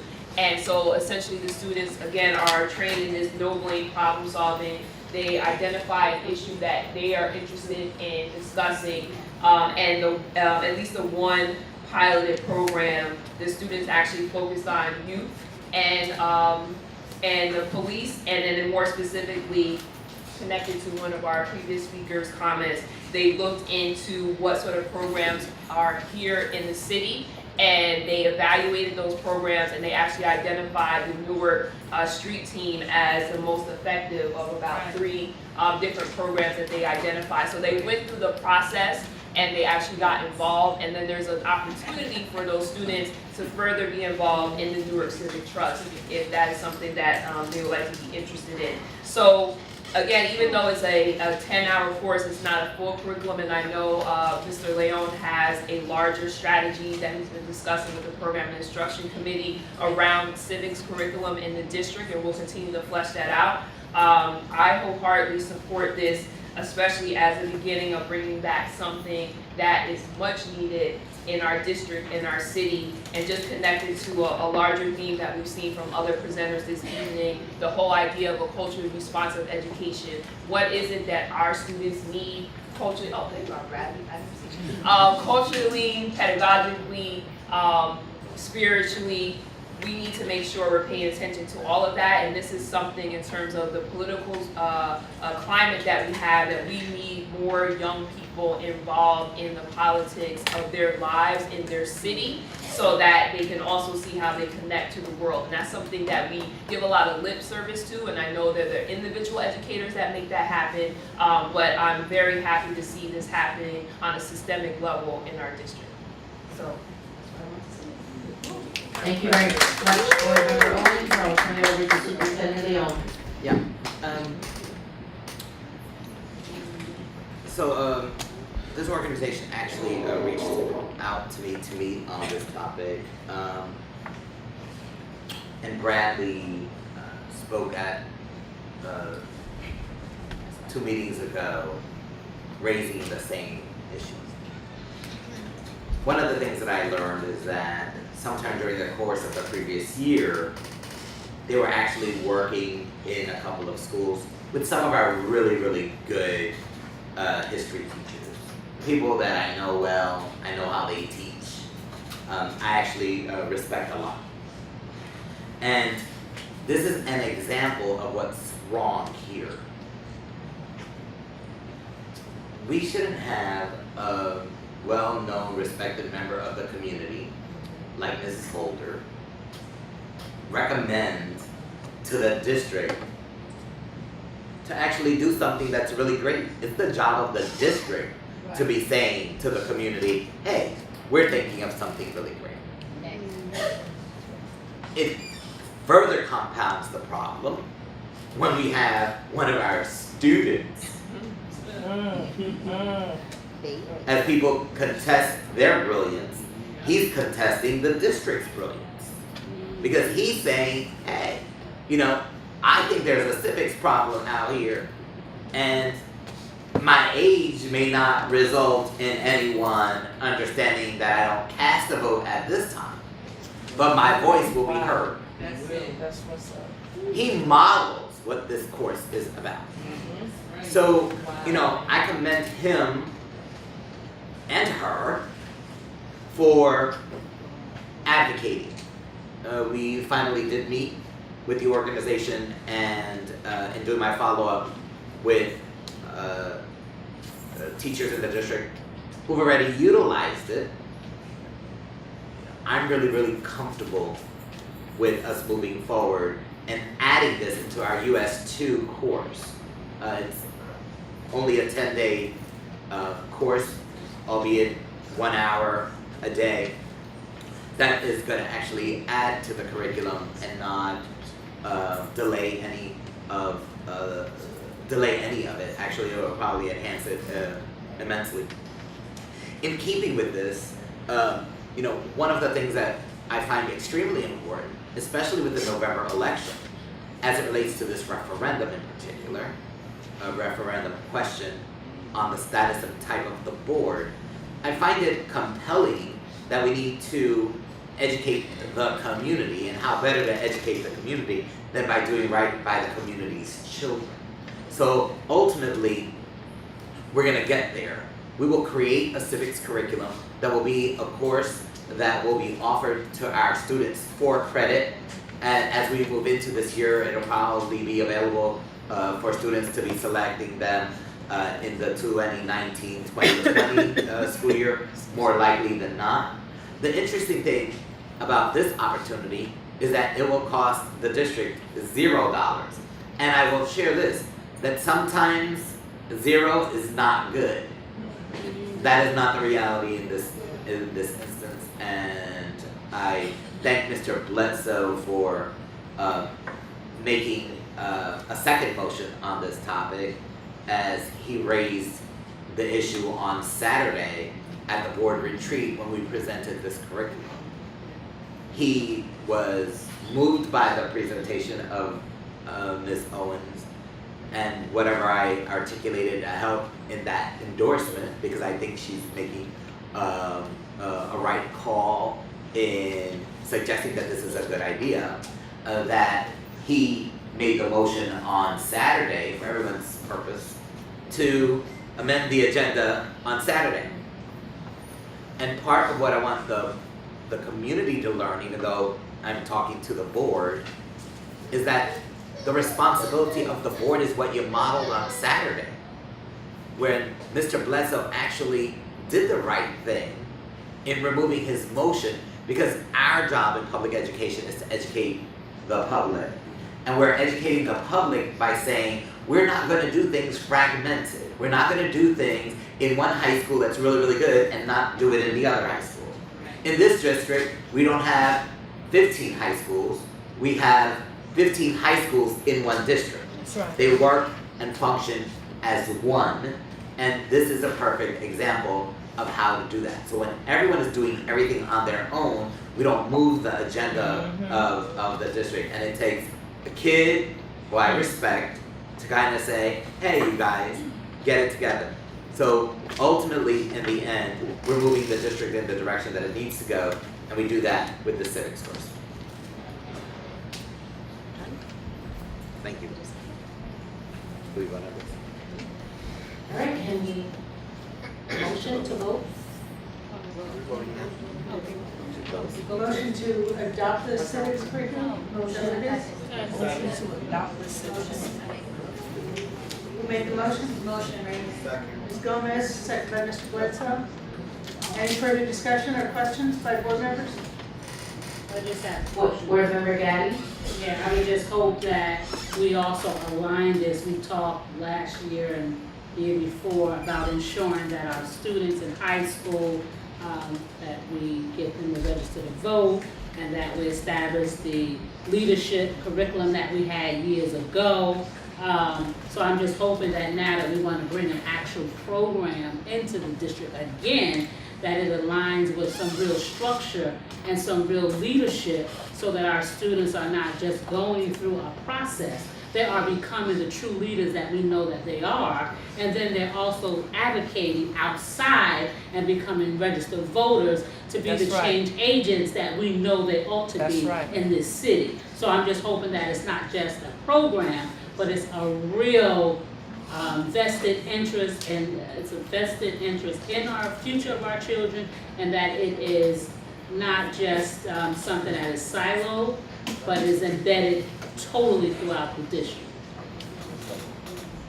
Superintendent Leon. Great point. Just really quickly, for Superintendent Gold, in fact, it is district policy now that we have to register, or we should register our students in certain locations in the school building. It is. It's district policy. Superintendent Leon, please. Yeah, I just would just want to put a little footnote in this conversation that it is all my intention, whenever I'm making a recommendation to this board, to have you vote in confidence that my objectives are never to do anything fragmented, that the whole idea of putting all the pieces together is my objective. Thank you, because I was not at the retreat, so I appreciate that. Oh no, and you know, I'm sorry, because of your advocacy though, if I can, you know, this whole idea about the importance of being a good citizen, your environmental activism, things of that nature. When we meet with the seniors, first week of September, that's exactly one of the things that we're gonna do. We're gonna have them, those who are eligible, to actually register to vote. Part of our job is not to allow whatever has occurred to continue, but to actually shake it up. So part of it is also educating them. And then I just share this, that it's not good enough to be able to vote, you actually have to go vote. Thank you very much, Superintendent Leon. Any further discussion? No. Okay. Let's have a roll call vote. We have a motion and a second. Roll call. Mr. Bledsoe? Yes. Ms. Gaddy? Yes. Ms. Gomez? Yes. Ms. Haynes? Yes. Ms. Hill? Ms. Hill? Yes. Ms. Norton? Yes. Ms. Owens? Yes. Mr. Padilla? Yes. Ms. Garcia? Yes. Motion carries. Yeah.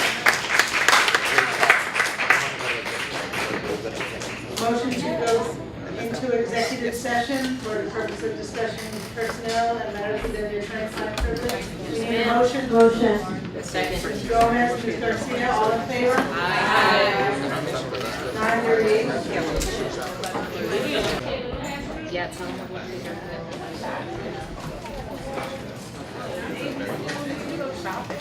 This is my packet from my tree.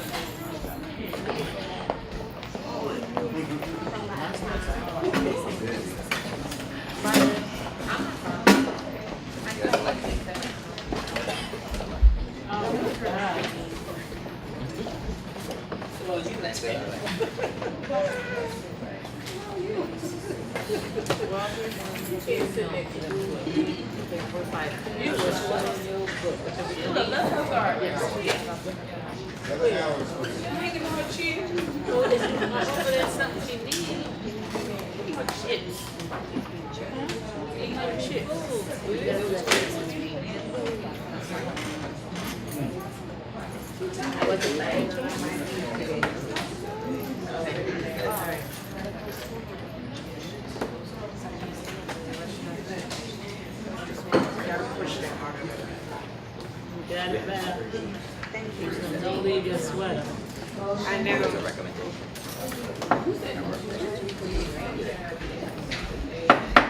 All right, would you like a motion to reconvene, please? Motion. Second. Motion by Norton, second by Fletcher. Okay. All in favor? Aye. Motion carries. Item 10.0, finance and operation votes. Ms. Liz? Do we have a motion? Motion. Ms. Norton, do we have a second? Second. Mr. Bledsoe? One second. Is this, all items? Everything in As a package. 10.0, right? We're gonna take it as a package, I'm just or? As confused a package because 10. we did move up, the expansion of this location on number 10. That was just a discussion. The motion was not made, so that would be included in the package. There was a public hearing, but there was not a motion on that before. So are we leaving it on legal or are we leaving it where it's on the It's finance? 10.53 Three. We're gonna have that item separated. within finance. We're gonna have that item separated, please. We're gonna have a roll call vote, so you could vote on it separately. Right. We have a motion on all of, it's gonna be all of 10 As a package. as a package? And I You wanna, also could include 11 if you want to and do I one. wanna pull one out on 10, please. Board Member Gabby, which one would you like to pull out of 10? 10.35. The Board of Instructional Leadership Training Request for Proposal 8959. You want a separate motion on it, or you want a separate motion, or you just want to vote differently on that one? It can be one motion and you can note your different vote for that individual item. So can I want a discussion on that item, so that's why I want to separate it. Well, we can have discussion on any item within the package after the motion is made. We do have a motion and a second, right, on all of item 10, do we? Yes. Yes. Okay. Now, let's have discussion on any item within item 10. Chair. Board Member Gabby? 10.35, the Board of Instructional Leadership Training. Did the superintendent elaborate on that? Go down to 10:35, please, Rob. Which is that? 10:35, Rob is gonna pull it up. Pull it up, please, Rob.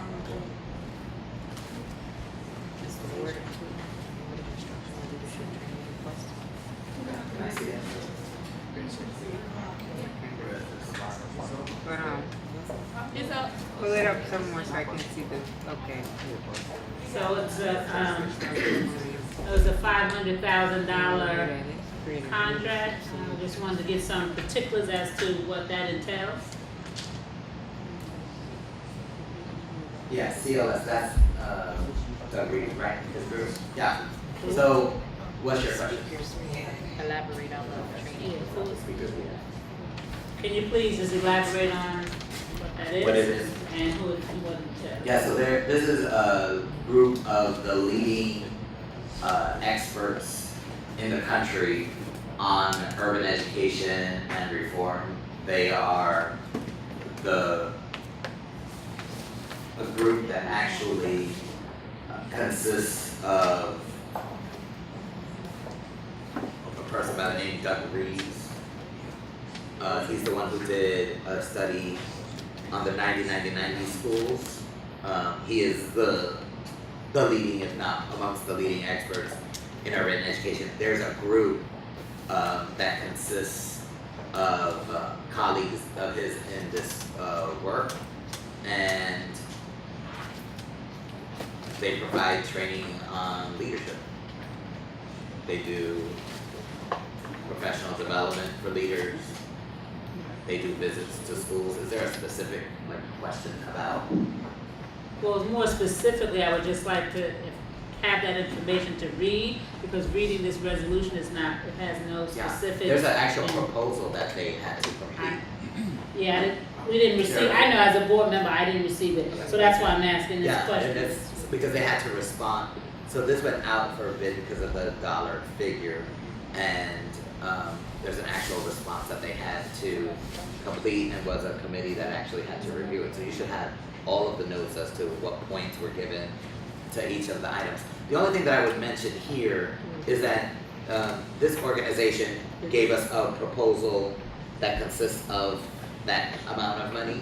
I don't see that we're gonna utilize them for that amount of money. So that's the largest amount that they could in fact receive. If we could be a little bit more specific on our end, I don't necessarily think that that would be a problem to say we would prefer this assistance versus that assistance.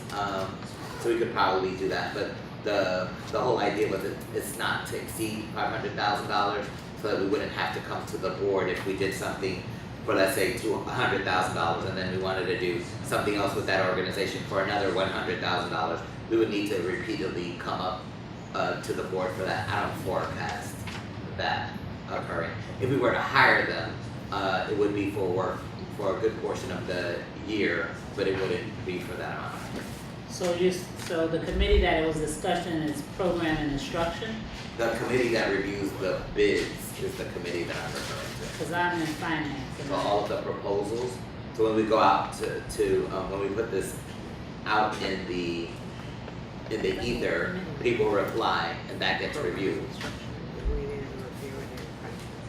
This doesn't get reviewed, like who was on the committee? So if I can, Yeah, as a board member, yeah. can you provide the information so we can read it, so we know what it entails? That's what I'm requesting.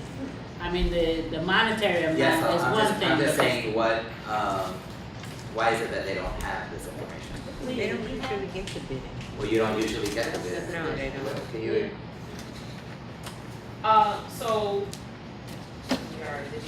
transparency. So, this was not explicitly discussed in the program instruction committee this month. The agenda consisted of mainly the superintendent's presentation of the data. So we did not actually have resolutions presented to us. And in a follow-up meeting with Mr. Fitzhugh, I did make the request for the information. I will definitely take ownership, but I did make it clear that we needed to know this because we were going to be before today, because we were going to be voting, but I definitely requested information on it. So we don't, I cannot recall a time in the past program instruction where a proposal was presented to us right then and there along with the resolution, but if any of the committee members requested it, we definitely would receive it. But we didn't actually have this presented to us at P&I, because basically 2.5 hours was the superintendent's presentation on the data. Can you pull it? Well, I think that would be a question for the superintendent if this is something that could wait, but I know I had a question. I know that Dr. Reeves spoke, I believe, at the principal's orientation. That's right. So is this what That's we're not voting on? No. That was separate. That was separate, right? So we are anticipating him doing, and this team, this group doing further professional development There during are a the couple school of year. areas that we definitely want their help with. So is this something that could wait until next month, or? Well, I think that if you didn't receive the information, that's what my bigger concern is. So, I'll figure that part out. Okay, thank you. I would like to have that item pulled.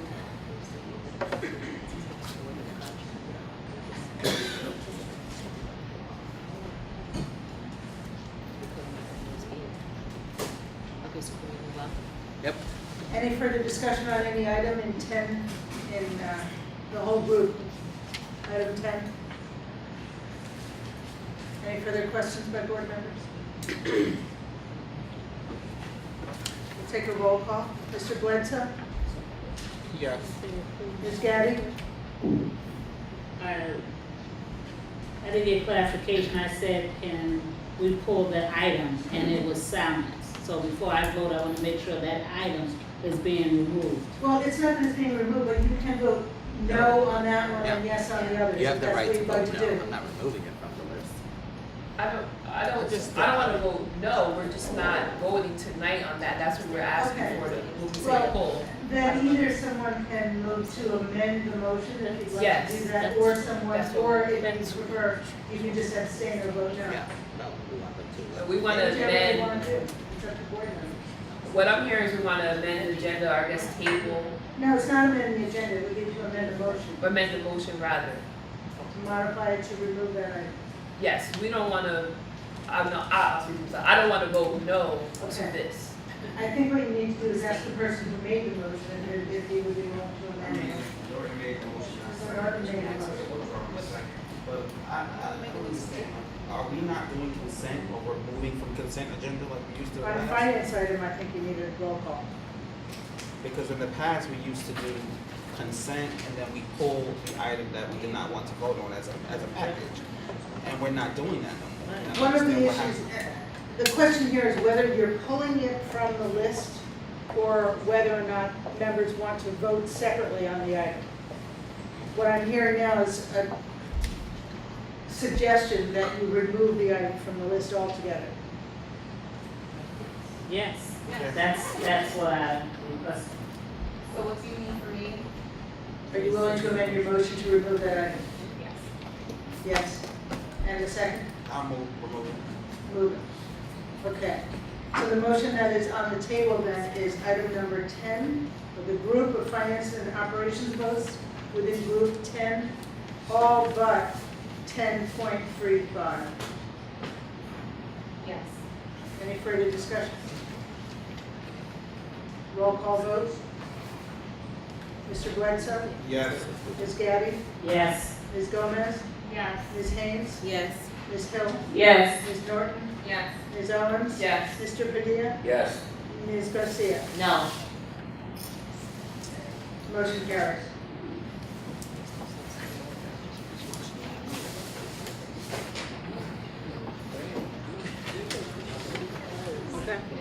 Next, we have the items which are within number 11, general counsel legal votes.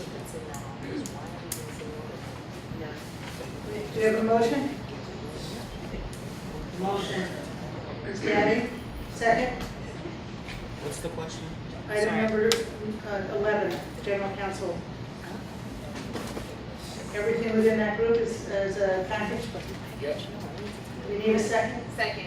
Ms. Norton, any discussion or any questions? Sorry. I'm sorry, Ms. Liz, I didn't mean to vote no to the whole package, it was just to, right, 10.35. You want to change your vote? Yes, please, sorry. Well, said it like you was 10.35 right. was I know. taken out. Yeah. 10.35 was taken You out. didn't understand that. Right, So your vote is yes on the whole package without Yeah. 10.35? Right. We'll change that. thank you. Got that? Back on 11, we have a motion and a second on the group of items that are number 11. Any discussion? Any discussions on general counsel, guys? General counsel, any discussion? We don't need a roll call on this. Motion. We have a motion and a second, right? All in favor on item 11? Aye. I'm gonna say yes on everything, and I'm gonna vote no to 11.3. And I'm also gonna, yeah, that's what I'm gonna vote no to. Well, how, okay. We will note that Mr. Bledsoe is voting no on 11.3 and what? Just 11.3? 11.3, yes. Okay. Aside from Mr. Bledsoe's no vote on 11.3, all in favor? Aye. Any opposed? Any abstentions? Motion carries.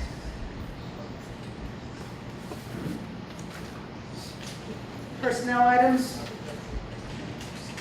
Item 12 as a group. We need a motion. I didn't hear a motion. Motion.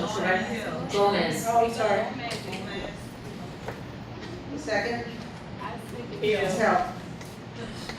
Any discussion, items in group number 12? Any questions by board members? We need a roll call. Mr. Bledsoe? Yes. Ms. Gomez? No, I'm sorry, Ms. Gaddy? Yes. Ms. Gomez? Yes. Ms. Haynes? Yes. Ms. Hill? Yes. Ms. Norton? Yes. Ms. Owens? Yes. Mr. Padilla? Yes. Ms. Garcia? Yes. Yes, ma'am. Motion Yes, ma'am. carries.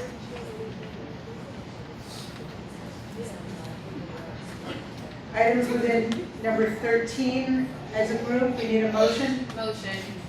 Ms. Norton? Second. Ms. Gomez, second.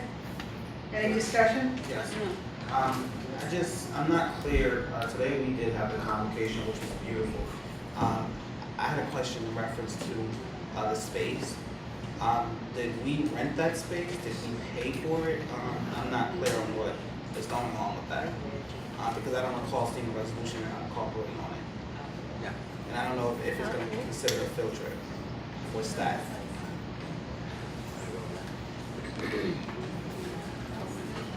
Okay, so with regards to the Prudential Center, it is a rental.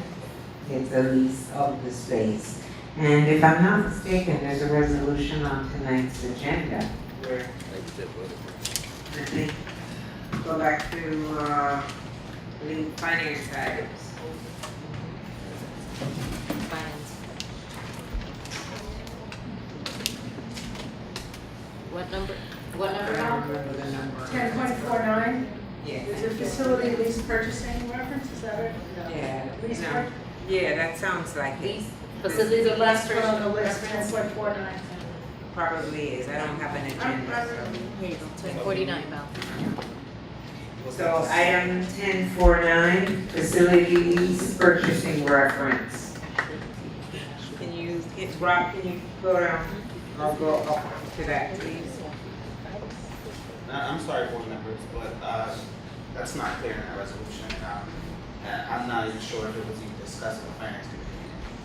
Which I don't have a problem with it, but I just think that we talk about being transparent. Okay. Yeah, so let's be fully transparent.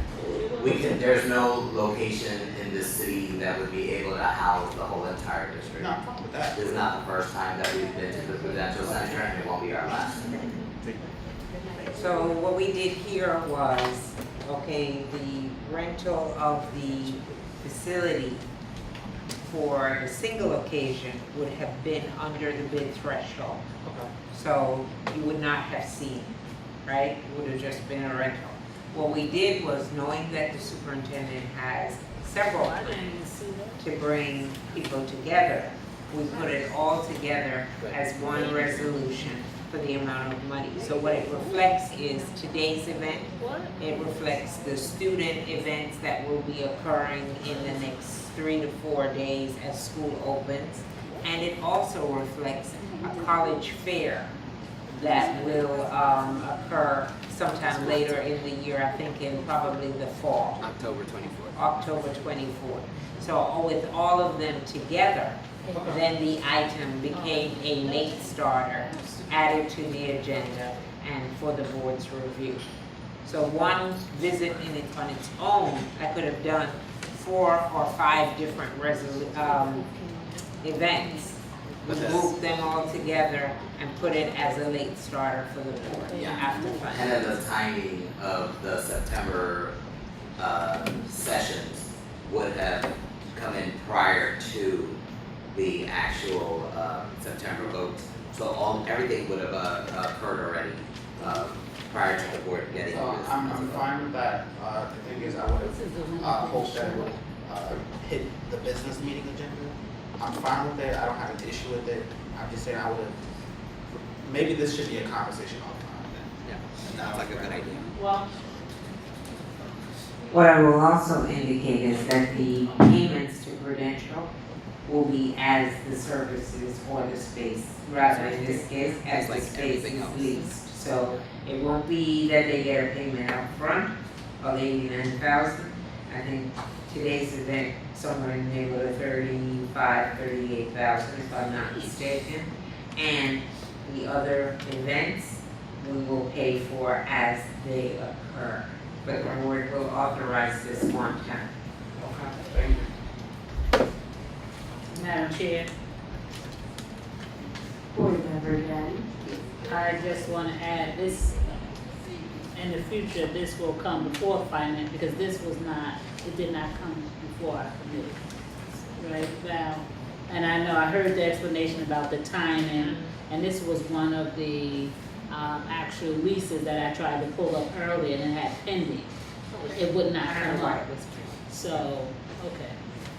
You're correct, Ms. Gaddy, it would be our intent to bring them before the board. As I indicated by itself, it would not be for board review. So had I decided and said, let's put just this one item out, it would not have been for board review because it would not have met the Right, so it should have threshold. been there. So grouping them together, negotiating possibly a lower price than they would have chosen for individual activities was to the district's best interest, and as I indicated, it was a late start. Any discussion on the items within number 13? Discussion on number 13 items, we have a motion, I believe. Oh, I'm sorry. We have a motion and a second on 13? Okay. Motion. We do have, It's already, yes, Gomez had put the mention. any for further 13. discussion? We'll have a roll call for the field trips. Mr. Bledsoe? Yes. Ms. Gaddy? Yes. Ms. Gomez? Yes. Ms. Haynes? Yes. Ms. Hill? Yes. Ms. Norton? Yes. Ms. Owens? Yes. Mr. Padilla? Yes. Ms. Garcia? Yes. Motion carries. Motion to adjourn? No, I think, I'm sorry. I'm sorry. I'm sorry. Do any board members have any other statements prior to adjourning this meeting? Madam Chair. Madam Chair. Norton? Yes, but Gomez can go. Yes, Madam Chair, just really, really quickly, because I know it's late. I just wanted to say that I am very excited to have learned in this month that one of our schools has officially changed their name to Salome Ureña Elementary School. I am of Dominican descent, and she was a great Dominican poet and educator. And I just wanted to, just celebrate that, and also I know that I talked to the superintendent to set a date so that the community in the city of Newark can celebrate that. And also, we drove by the school today, and I think the school has a couple of different names it's had, so we can get that in order before that happens. So that's it. That's pretty much it. Thank you. Madam Chair. Board, Board Member Norton. So yesterday, Westside had a ribbon cutting for their laundromat, and Board Member Hill and I attended, and it was truly incredible to see members of the community, members of NPS, and also funders coming in one central location, and the amount of donations that's still coming in, it's incredible. I also wanted to note that Westside was a heat box. It was extremely hot in that facility. To my account, I think all the ACs were broken. And knowing that students will be officially starting September 4th, I definitely would like the district to look into that. being that we're still in the summer months when school opens. Board member Gaddy? Yes, October the 18th to the 21st is again the Dodge Poetry Festival. It is the largest poetry festival in the Northeast. It is being held at New Jersey PAC. This is the 5th year that I will be responsible for the greening of that event. It's doing all rethink recyclables and things of that nature. But 2 years ago, I do want to thank the district. I would see thousands of kids from other districts throughout the state and throughout, you know, really the country. We had some folks come from overseas as well. But last year we had a great turnout. So I'm hoping that this year, the New York Board of Education will also support that endeavor as well, and have our kids participate in this wonderful event that the Dodge Foundation funds through the Dodge Poetry Festival, where local poets, some of our students perform, but it's just a great, great event, and I'm just hoping that we will be participating. Madam Chair. Board member Owens? Yes, thank you, just quickly. Look at me like that. Just wanted to highlight a news story. Some of you may have seen, but the Essex County vocational schools have voted to divest from Wells Fargo, much like the Essex County Board of Freeholders have already done. I know that it was put before the freeholders. I believe they voted on and approved it, of actually having some sort of policy around not being able to foreclose upon homes during the school year. So I just wanted to definitely applaud the county schools for taking such an action, because Newark has a high prevalence of foreclosure, and it affects families, it affects children, it affects those children in schools. And so I, upon hearing about that news story, I inquired with our school business administrator, Ms. Valerie Wilson, if we could do the same, and she informed me that we only have a few accounts with Wells Fargo, school accounts, and it's like $1,000, if that. So, so we don't, you know, there's really no action for us to take to be significant, but I just wanted to highlight that story. Thank you. Thank you, board member. Member Owens. I would just like to make an announcement that on Sunday, September 9th is the 9/11 memorial ceremony at City Hall for the Puerto Rican Day Parade and flag raising.